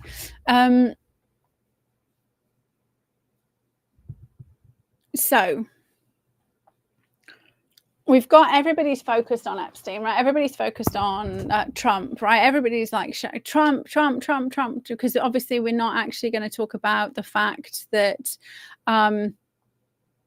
Obama, Clinton's, Mandelson, right? So our government should be focused on people in the UK who was involved with Epstein, Maxwell's, and all of that stuff. But no, everybody's obsessed with Trump. And you may or may not have seen it, that the Democrat Party released these emails, right? These are emails that, talking about, I spent Thanksgiving with Trump, XYZ people, and they redacted Virginia's name on one of the kind of conversations because Virginia explicitly stated she never saw Trump do anything or be involved with any of this stuff. So they then had to delete the tweet, right? Because they got called out. But let's not forget that the first time Epstein was arrested was because of Trump's information, right? He was the one who had a conversation with the lawyer, which led to Epstein's initial arrest. And yes, he got that sweetheart weird fucking deal. That's not Trump's fault. Like, he's the one who, like everybody else, and you need to listen to the audiobook or read the book. I can't remember what it's called. Pursuit. Relentless Pursuit. See, closed my eyes, looked away from the couch. I'm trying to remember something. It's real. So he literally states in Relentless Pursuit that the lawyer reached out to loads of different people about Epstein, about the rumors, about the kind of what the victims are saying. The only person who got back in touch with him was Trump. And that information was enough to kind of really get the balls rolling. So if Trump is involved with Epstein, why is he getting him sent to prison in 2009? Why is he the one who's in power when he actually gets fucking rolled up? Like, it's just... And if Trump was doing disgusting stuff, they wouldn't have had to resort to trying to assassinate him at all. They would have just fucking released it. They wouldn't have to redact Virginia's name. They wouldn't have to say, Epstein saying, oh, he knew Trump well after. Like, I could go to a fucking party and then there'd be sick and twisted individuals there. Doesn't mean I know them. Doesn't mean I'm involved with them. Doesn't mean I've got anything to do with them. So the same as, they roll out the picture of Ghislaine and Elon Musk. And Elon's like, she fucking photobombed, right? I've had photos of me with William Hague, with Bojo. I spent an entire day driving around. I always want to call him Point Dexter.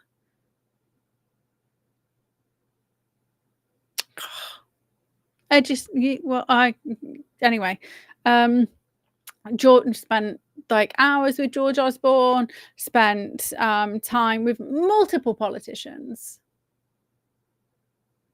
Did I know there were sick fucks in this way? No. So just because it doesn't automatically mean people are, it doesn't mean people aren't involved, but it doesn't automatically mean people are involved, right? So what they're not talking about, and they never talk about, is the fact that Ghislaine was invited to Chelsea Clinton's wedding. Epstein was kicked out of Mar-a-Lago for the shit he was doing. And after that fact, Trump then went to the lawyer, and then he was arrested and put in prison, right? He couldn't get away with it, right? So it drives me absolutely fucking insane. But also what drives me insane is the obsession with Epstein's list from the United Kingdom. Because Epstein, we want Maxwell's list. We want Robert Maxwell's information, MI5. We want the information from the Kincora guest house. We want the information from the Elms guest house. We want the information from Lord Mountbatten, who used to be called Battenberg, right? And everybody changed their names because the German royal family had to pretend that they were Windsors, right? They rebranded as the Windsors. That's the information I want, the information that is being blocked until 2098. Because that's where's the Leon Britton list that Tom Watson supposedly wants because he's good people? I think fuck he is. Because MI5 were the ones who fucking handled the information at Kincora. Where's the list of the 58 MPs who were being 56 MPs who were being investigated for sexual offences? Where's the list of the judges who are letting off sexual predators? Where's the list of people who have accidentally let out these prisoners? Well, everybody's obsessed with Epstein's list. We are ignoring what about the list of who was involved in those 10,000 children in the United Kingdom that Theresa May had to admit had potentially been sold to traffickers? Where's the list of individuals who the grooming gang children were being trafficked to? Because the survivors keep saying they're being trafficked to judges, social workers, politicians, police. I don't care about what happens in America, right? I mean, obviously I do care. I care about what happens all over the world. And well done to everybody in Iran, by the way, who did like fucking mass marches this last week. Who they're being murdered and slaughtered, and everybody forgets. Anyway, but why aren't people talking about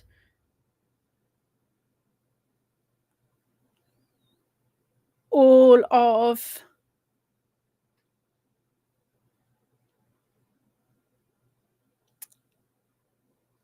Ted Heath?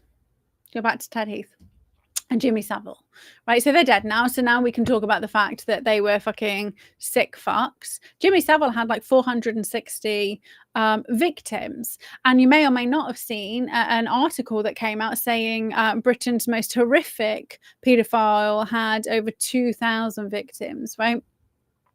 And he was a white guy. Nobody's saying white people don't do horrific stuff at all. We obviously have the clergy fucking raping people left, right, and centre. How many clergymen have gone to prison for being sick, twisted fucks?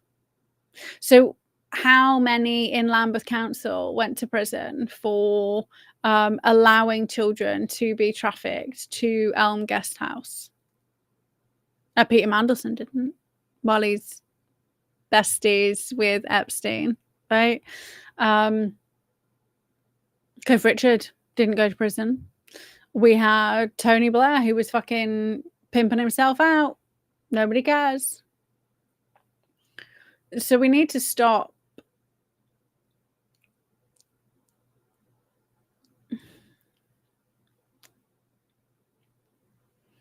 I'm not surprised Trump is fed up with the Epstein obsession, because there is so much more going on outside of that that is also as fucking sick and twisted and bad. What about all the institutions in America that were involved in the MK Ultra experiments? Like, nobody was ever fucking rolled up for that shit. It's 100% still going on. It slightly changed the way they were doing, right? Went underground a little bit, framed satanic panic so that they could do it. What about those 300,000 children? Like, what about the...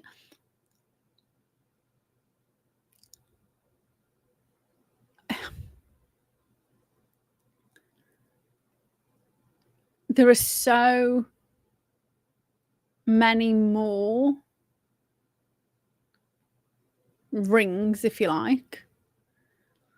There will be crossovers. They may all be interconnected. What about the 17,000 people who were in the South Korea red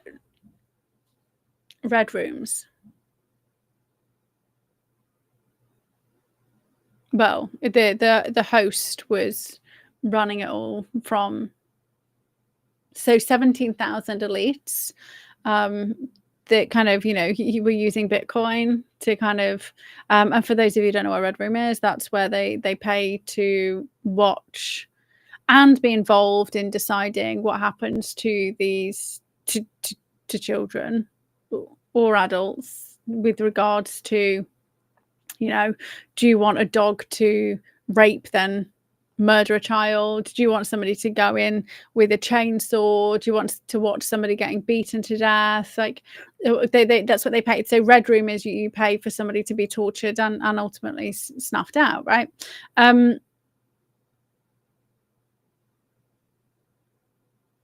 So that wasn't Epstein. I mean, maybe that's the same individuals on both, right? It could well be. But the obsession with Epstein detracts from all the other stuff that's going on. And people are just being manipulated. And that's why they're dragging it out. And they're saying Trump didn't want to... I mean, he did the transparent... He did an executive order about bloody transparency. Epstein transparency executive order or whatever it was.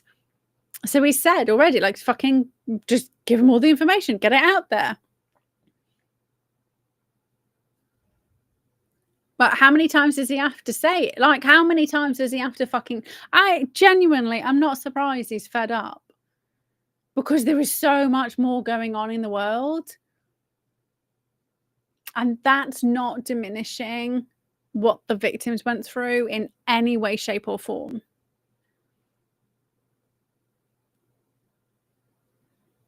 But they're not the only victims. There are other people being abused right now that may have nothing to do with Epstein.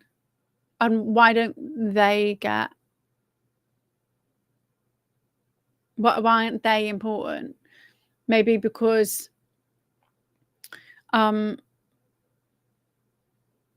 we just... It just...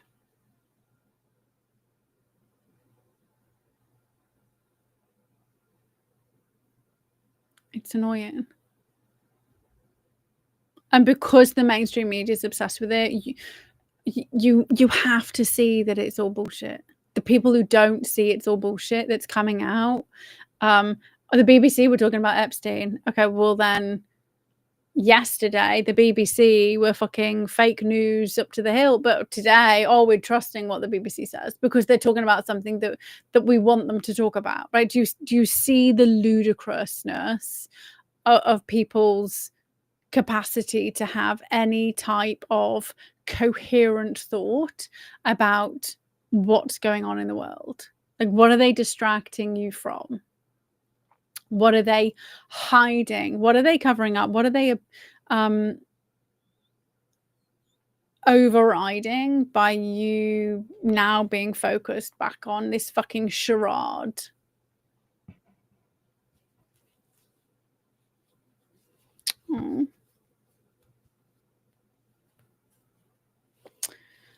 So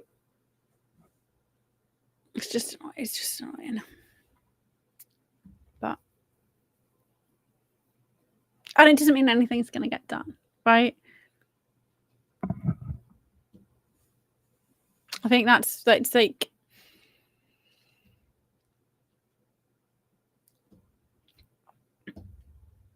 it doesn't mean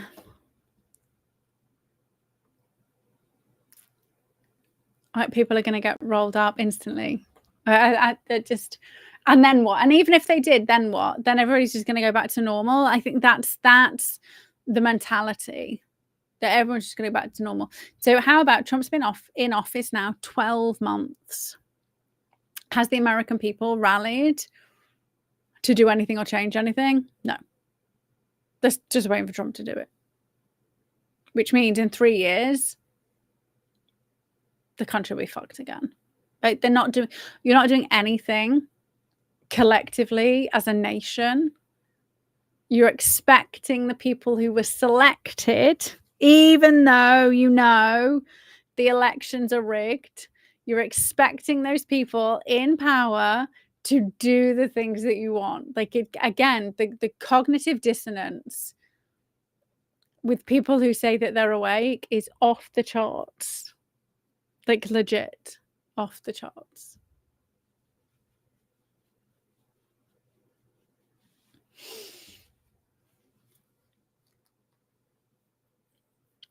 I just...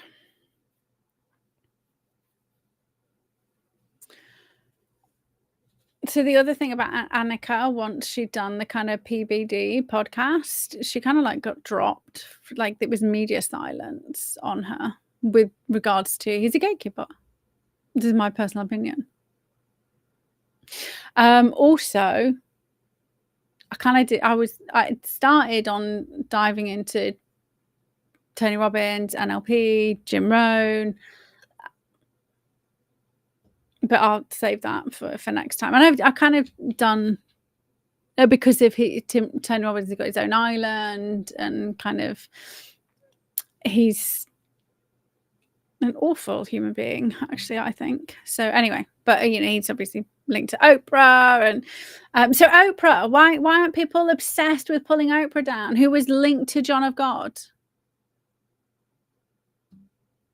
who had an orphanage in Haiti?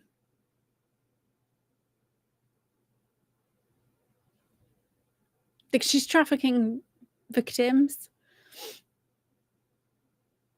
She's not Epstein list. Well, I mean, she might be, but she's an Epstein, right? She's doing the exact same thing. Okay, so overcome the mind mayhem, the guidance from within. I think I've mentioned this before. So I kind of told you how to do it earlier when I was kind of just throughout the conversation about what, I want to kind of investigate the ID thing. The ID thing was bugging me. No, sorry, the released prisoners. I was like, why are the prisoners being released? Like, what's the psyop behind this? And I knew it was it must have been to do with ID, because that's what all the digital people are about. But obviously then it came through, and I say came through, it literally appeared on my timeline with regards to the boxes. So when I'm talking about guidance from within, right? So again, we're all energy. It's all you are manifesting like every single day, whether you want to believe it or not believe it, right? You can look into quantum mechanics and the nature of reality. There is my big toe, which is theory of everything, which is, I mean, be careful. The guy was part of the original kind of Monroe experiments. He was like part of crafting them. But we have subjective reality and we have like actual reality, right? So if you have if you've have your arm amputated, the where your arm doesn't exist anymore can itch, right? So the way that you itch that, it doesn't exist, but your brain still thinks it exists, right? So the way that you do that is you will close your eyes and you will imagine yourself itching, right? So you can imagine things in your mind. And I've mentioned before about the experiment they did where the guy was doing, they had 3 different groups of men. One had to go to the gym, one did nothing, and one sat on their asses. And the ones who sat on their asses increases their muscle mass by 30%, right? They didn't do anything. They literally just imagined themselves doing the strength training. So what you believe manifests in your outward world. Similarly, we have the placebo effect. We have miracles at Lourdes where people think getting in that water is going to heal them miraculously. And for 72 people, there's confirmed miracles by the Catholic Church, right? People who literally had confirmed medical diagnosis by the medical establishment, plus x-rays, plus decades of records to prove that they have this thing. They get dipped in this water, and then everything has gone, right? So we have the placebo effect, which enables you something that is not has got no capacity to heal you, and the water isn't the thing that heals you, it's the belief that heals you, right? So the water is not that. Okay, so potentially the water is like crystallized in the 4th way, but actually I've never taken a sample, I couldn't tell you.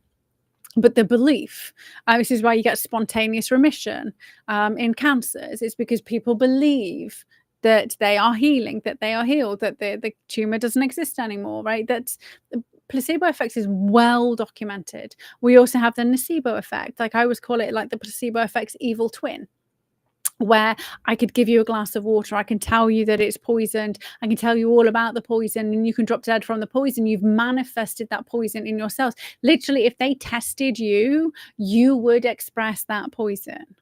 Right. And this, again, is documented. If I say, well, I just gave them a glass of water and I hand over this glass of water and they test it and it is just fucking water, I could be cleared from a murder charge. Because if I have CCTV of me kidnapping this, I'm not going to do this, by the way.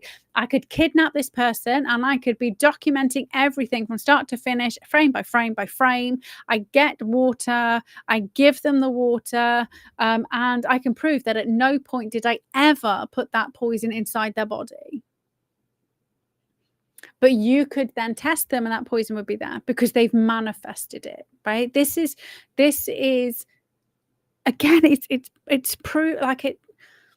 We have to understand these things because this is why we are struggling to win this spiritual war. Like it's like, even if you don't want to call it spirit, like energetic war. We aren't taught how the world works, right? We were starting to be taught 1850s, and we got smallpox. Then we got World War I, we got World War II, we got eradication of all the libraries and all the information, and it all disappeared. And now it's magically coming back, right? Now it's controlled again.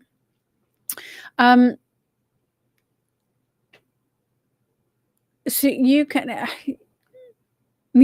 have to absolutely believe it. You can't just like half-heartedly believe it. You have to have like full-on intention. So you have to have the energy has to believe it. Your thoughts have to be aligned, and then your actions, like all three. Like mind, body, and soul all need to be in alignment with that belief, which enables you to kind of manifest it, right? So if you believe you are taking a pill which will save your life, it will save your life. You 100% believe it's going to work. It could just be water. And that's why they don't do placebo-controlled trials, because quite often the placebo is more effective than the drugs, right?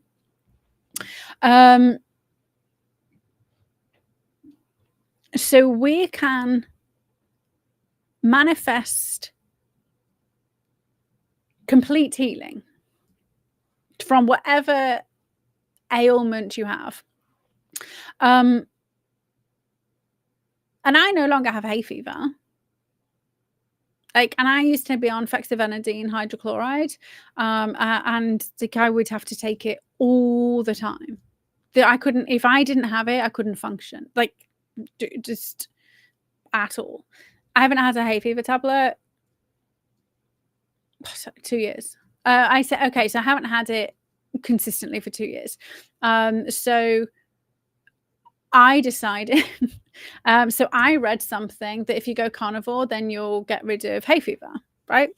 So I went carnivore and my hay fever stopped. But then tied up in that, when I ate carbohydrates, my hay fever came back. So then I had to find a new belief system with that we just don't have hay fever anymore. It's gone. And I don't have hay fever anymore. And I can eat carbs. I don't eat huge amounts of carbs because I've never sat well with my digestive system, which is fine. But that was something 30 years. Actually, so since childhood, I had hay fever. And I had a course of Chinese tablets at 15 because they were really bad. And that helped me a little bit. So you can heal. You have to decide to.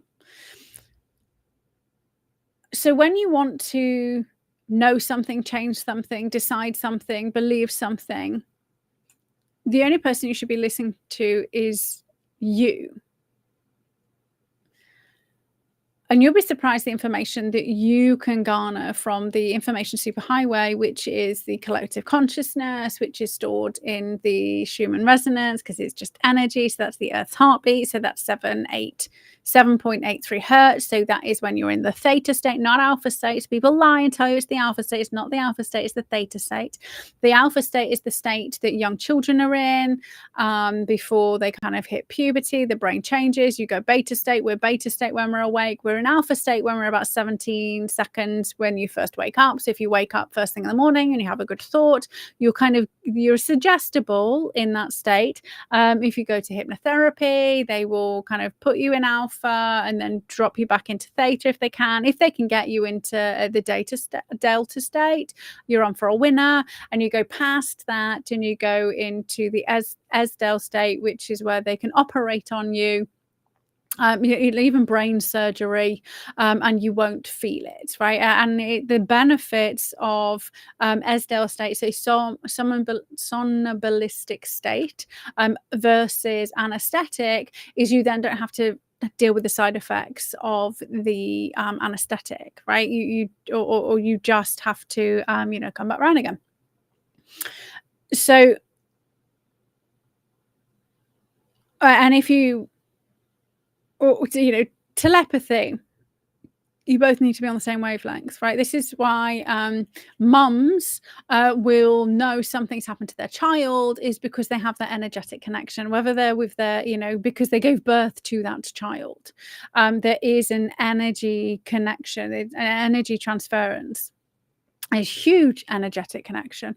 I would argue that it's probably not there for all mums, if you have nurtured and loved your child, and you have like invested in the oxytocin feedback loop, which happens when you are breastfeeding. You know, some children, some mums can't breastfeed.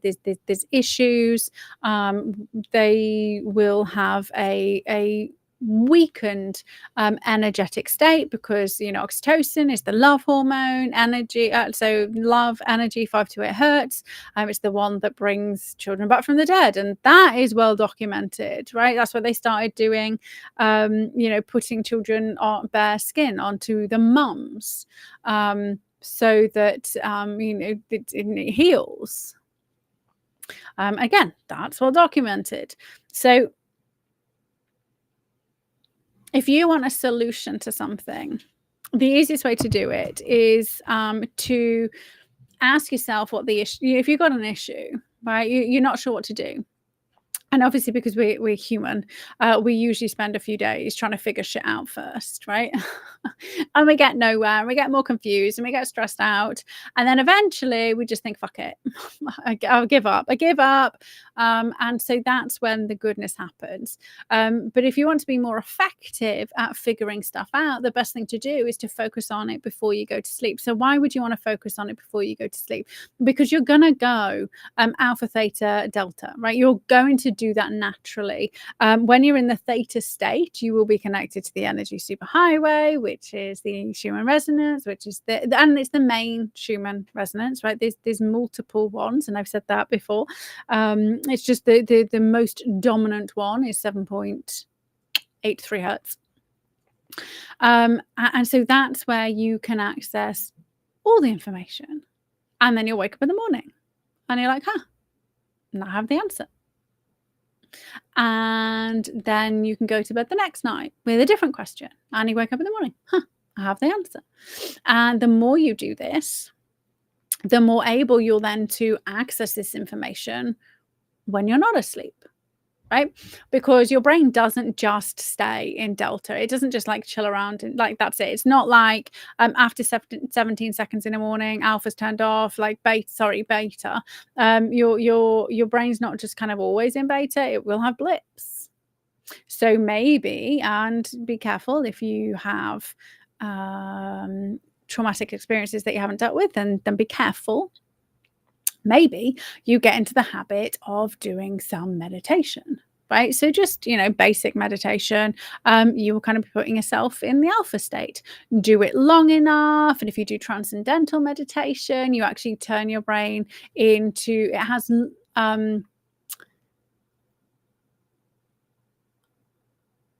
you have like alpha theta waves, like so you don't just access the alpha, the blips of inspiration that you all I'm sure you've had a blip of inspiration. It's literally because your brain's gone from beta to alpha, and it happens like throughout the day, but 90% of the time we just ignore it. If you do transcendental meditation, you get alpha and theta, so you're getting proper access to that extra information. And once you kind of doing the alpha theta, that's when you can do, that's when your kind of psychic stuff rocks up, when you can do remote viewing, when you can do telepathy, when you can do all of those kind of cool things that we all have the capacity to do. And if you want to do out-of-body experiences and all of that kind of crazy shit that everybody can do. Now, you can also use and this is where Monroe ended up kind of diverting into the things like binomial beats, right? So you can put so basically what happens, and it's called used to be called frequency following, and then they changed it to entrainment.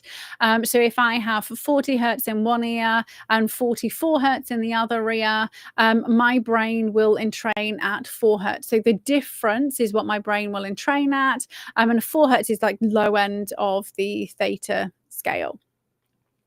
And however, that will never teach your brain to do it. You will only be able to access it when you're doing the when you have the binomial beats going. So meditation enables you to get more generalized rather than localized. So what do I mean by that?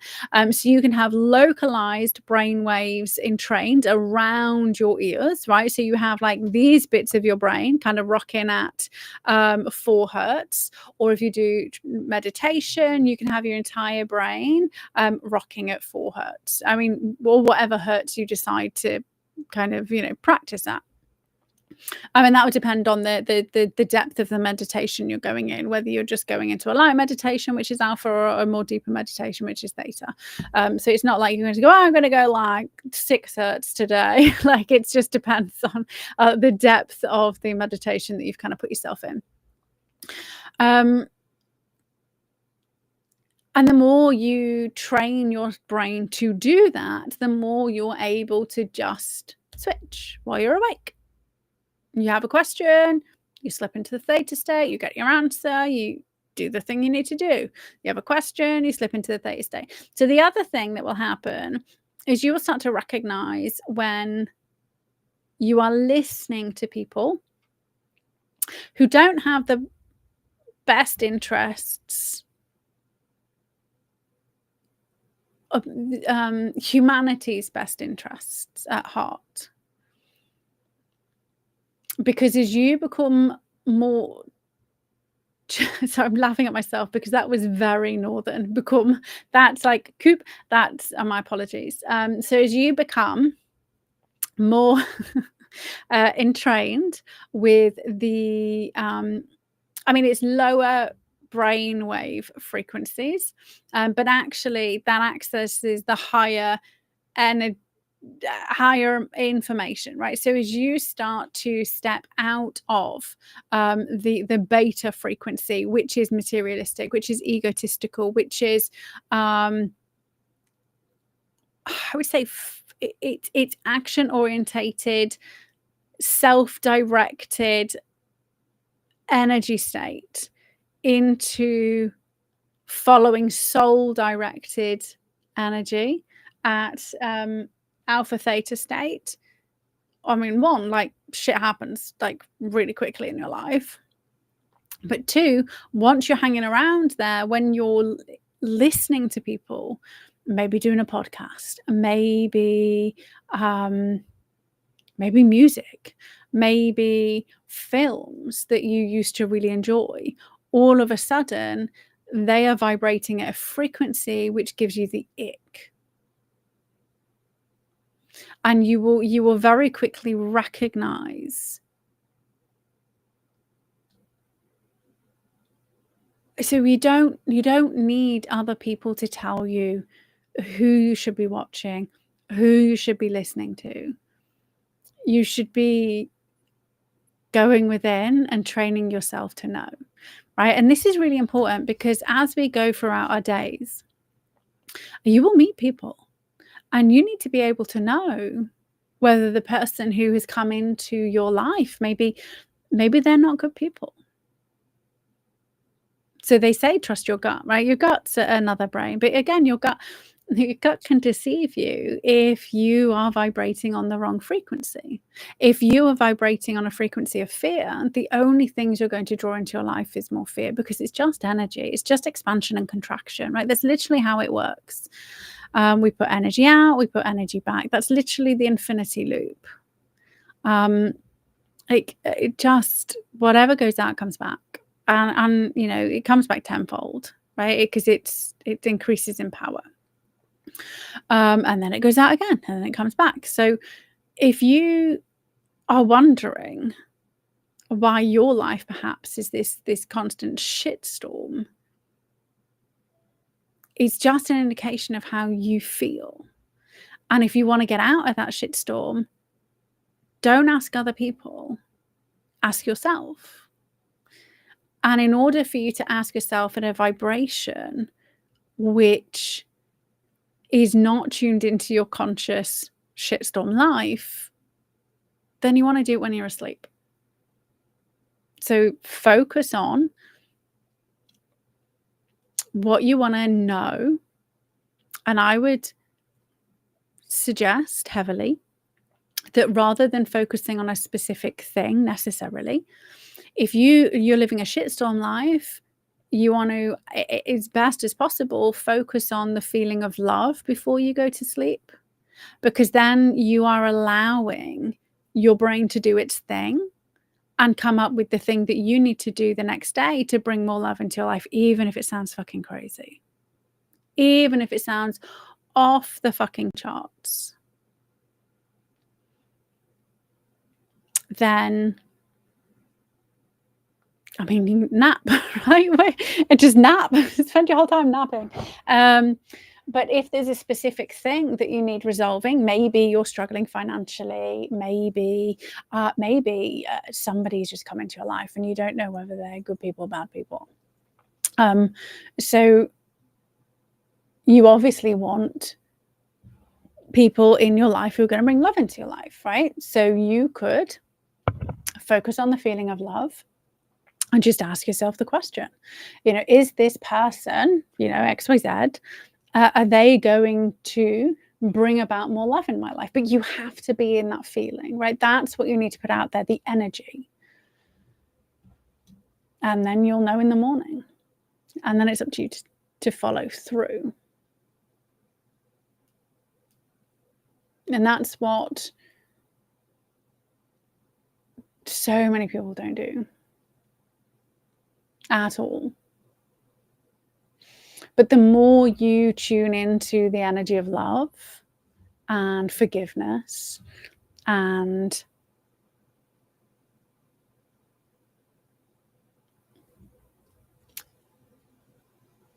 acceptance is the first step for kind of your negative past, or acceptance about the fact that there are evil people out there. And their place in this world is important, because we can't grow unless they exist, right? But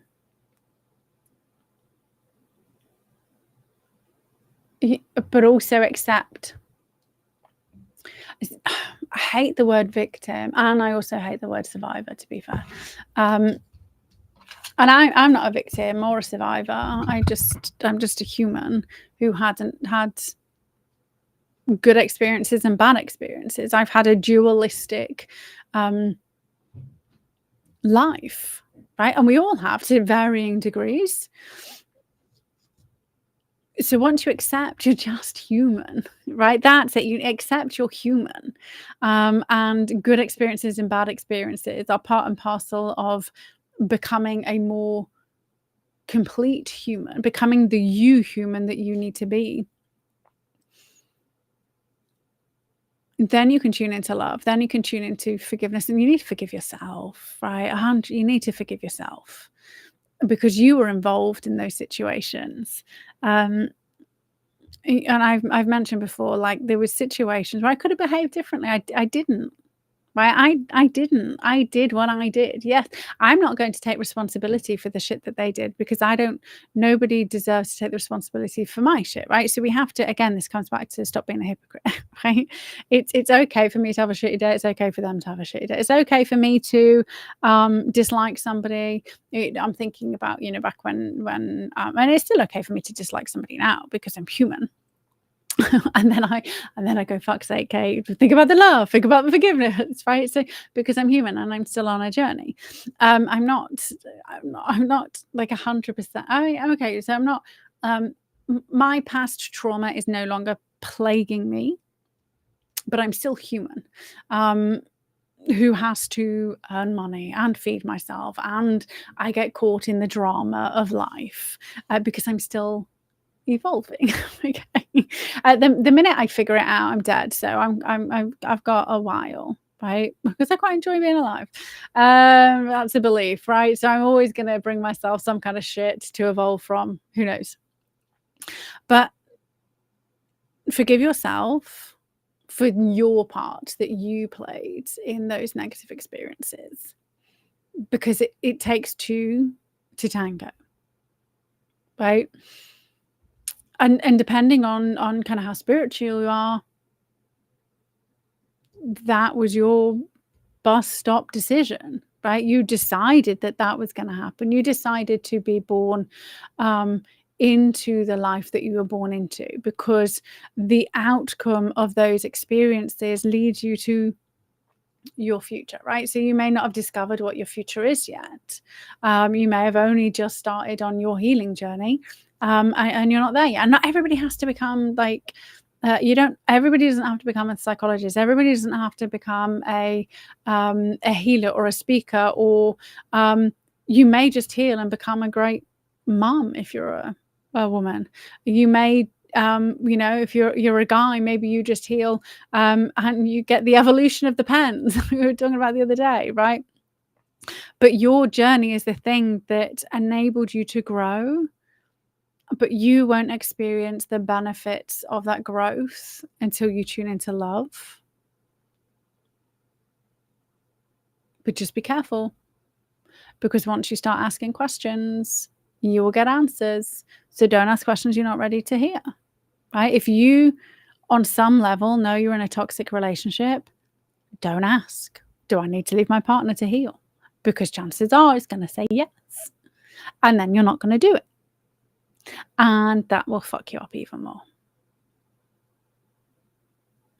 But you are the person who has all the answers. You have access to all the information you need because it's out there in the ether. And you have the capacity to access it. You just finding it difficult while you're awake. So start. Okay. For the next 30 days, test the theory. Put it to the test. I've been doing it for decades. I didn't even know what I was doing when I was doing it as a child. But I started to believe it and trust it. And I didn't know what it was until they used it to get a first in my exams. And to get a first in my master's. 100% I used it to decide what my dissertation was going to be on, how it was going to be structured, and then I would write information, then I'd go back to sleep and ask the next question and write more information, right? My entire master's dissertation was built in my sleep. And I came up with a distinction, which is a first, right? And so when was that? 2014, finished my master's. So maybe 10 years, maybe 8 years later, then I understood what was happening. And because I'm human, I still forget to do it. And I usually hunt around on the internet. But the other thing that's really cool with social media, once you start to get good, you don't even need to search, right? You just jump onto social media and the answer's right there. It's how I built my business first time around. I was just like, oh shit, I don't know what to do about this thing. And then I'd go on to what was Twitter, and I would find somebody talking about the exact same thing that I needed the information from. And if you think about how many tweets are sent every single second, and I wasn't following these people. I didn't even understand Twitter back then. Or I'd be on Facebook and I'd find the information I need instantly. So it doesn't always have to come from, or you can turn on the radio or you can watch a bit of telly, and somebody will say something. That's the answer that you needed, right? Everybody says that, I pray and pray and pray and pray, and the Lord never answers my prayers. I was like, he fucking does. You're just not listening. If you are religious, if you're not religious, doesn't matter. You're still getting the same information, right? It doesn't matter where the fuck it comes from. But if you're in a negative state, the information isn't going to be coming from the good guys or good person or big G or God or whatever you want to call it. It's going to be coming from the lower entities. It's going to be coming from the, if you want to call them demons or bad aliens or Satan, or it's the same thing. Because you can only attract what you put out energetically. You cannot have the loving, happy, healthy, abundant answers from a place of fear. you will only ever get answers which lead to more fear. Right? Whatever you do, hold that in your mind. That will steer you right. It's just energy. You're just energy. You're just whatever you're putting out, you're getting back. To put out love, you get love back. In information, in conversations, in relationships, in money, like whatever it is you want, right? If you need money, money will come. How the money comes will be up to how you feel. If you want a new relationship, the relationship will come. How the relationship will make you feel will depend on how you feel at the time of the asking, because it's just energy. So, on that note, have yourselves an amazing rest of your evening. I know today's been a bit kind of convoluted. I did get very sidetracked going into the whole rabbit hole today. But I do urge you to watch Andrew Gold's conversation with Anika first. And there's only kind of part 1 available at the minute. And then watch the PBD podcast. And you'll be shocked. Hopefully you'll be shocked. Especially if you followed him before. But you'll just see, right? She threatened him on some level. She said something happened, and just derailed him. And then she was silenced. So gatekeeping. Have yourself an amazing rest of your week. I shall see you next week. Once I'm kind of properly back in the swing of things. Lots of love and see you soon. Bye for now.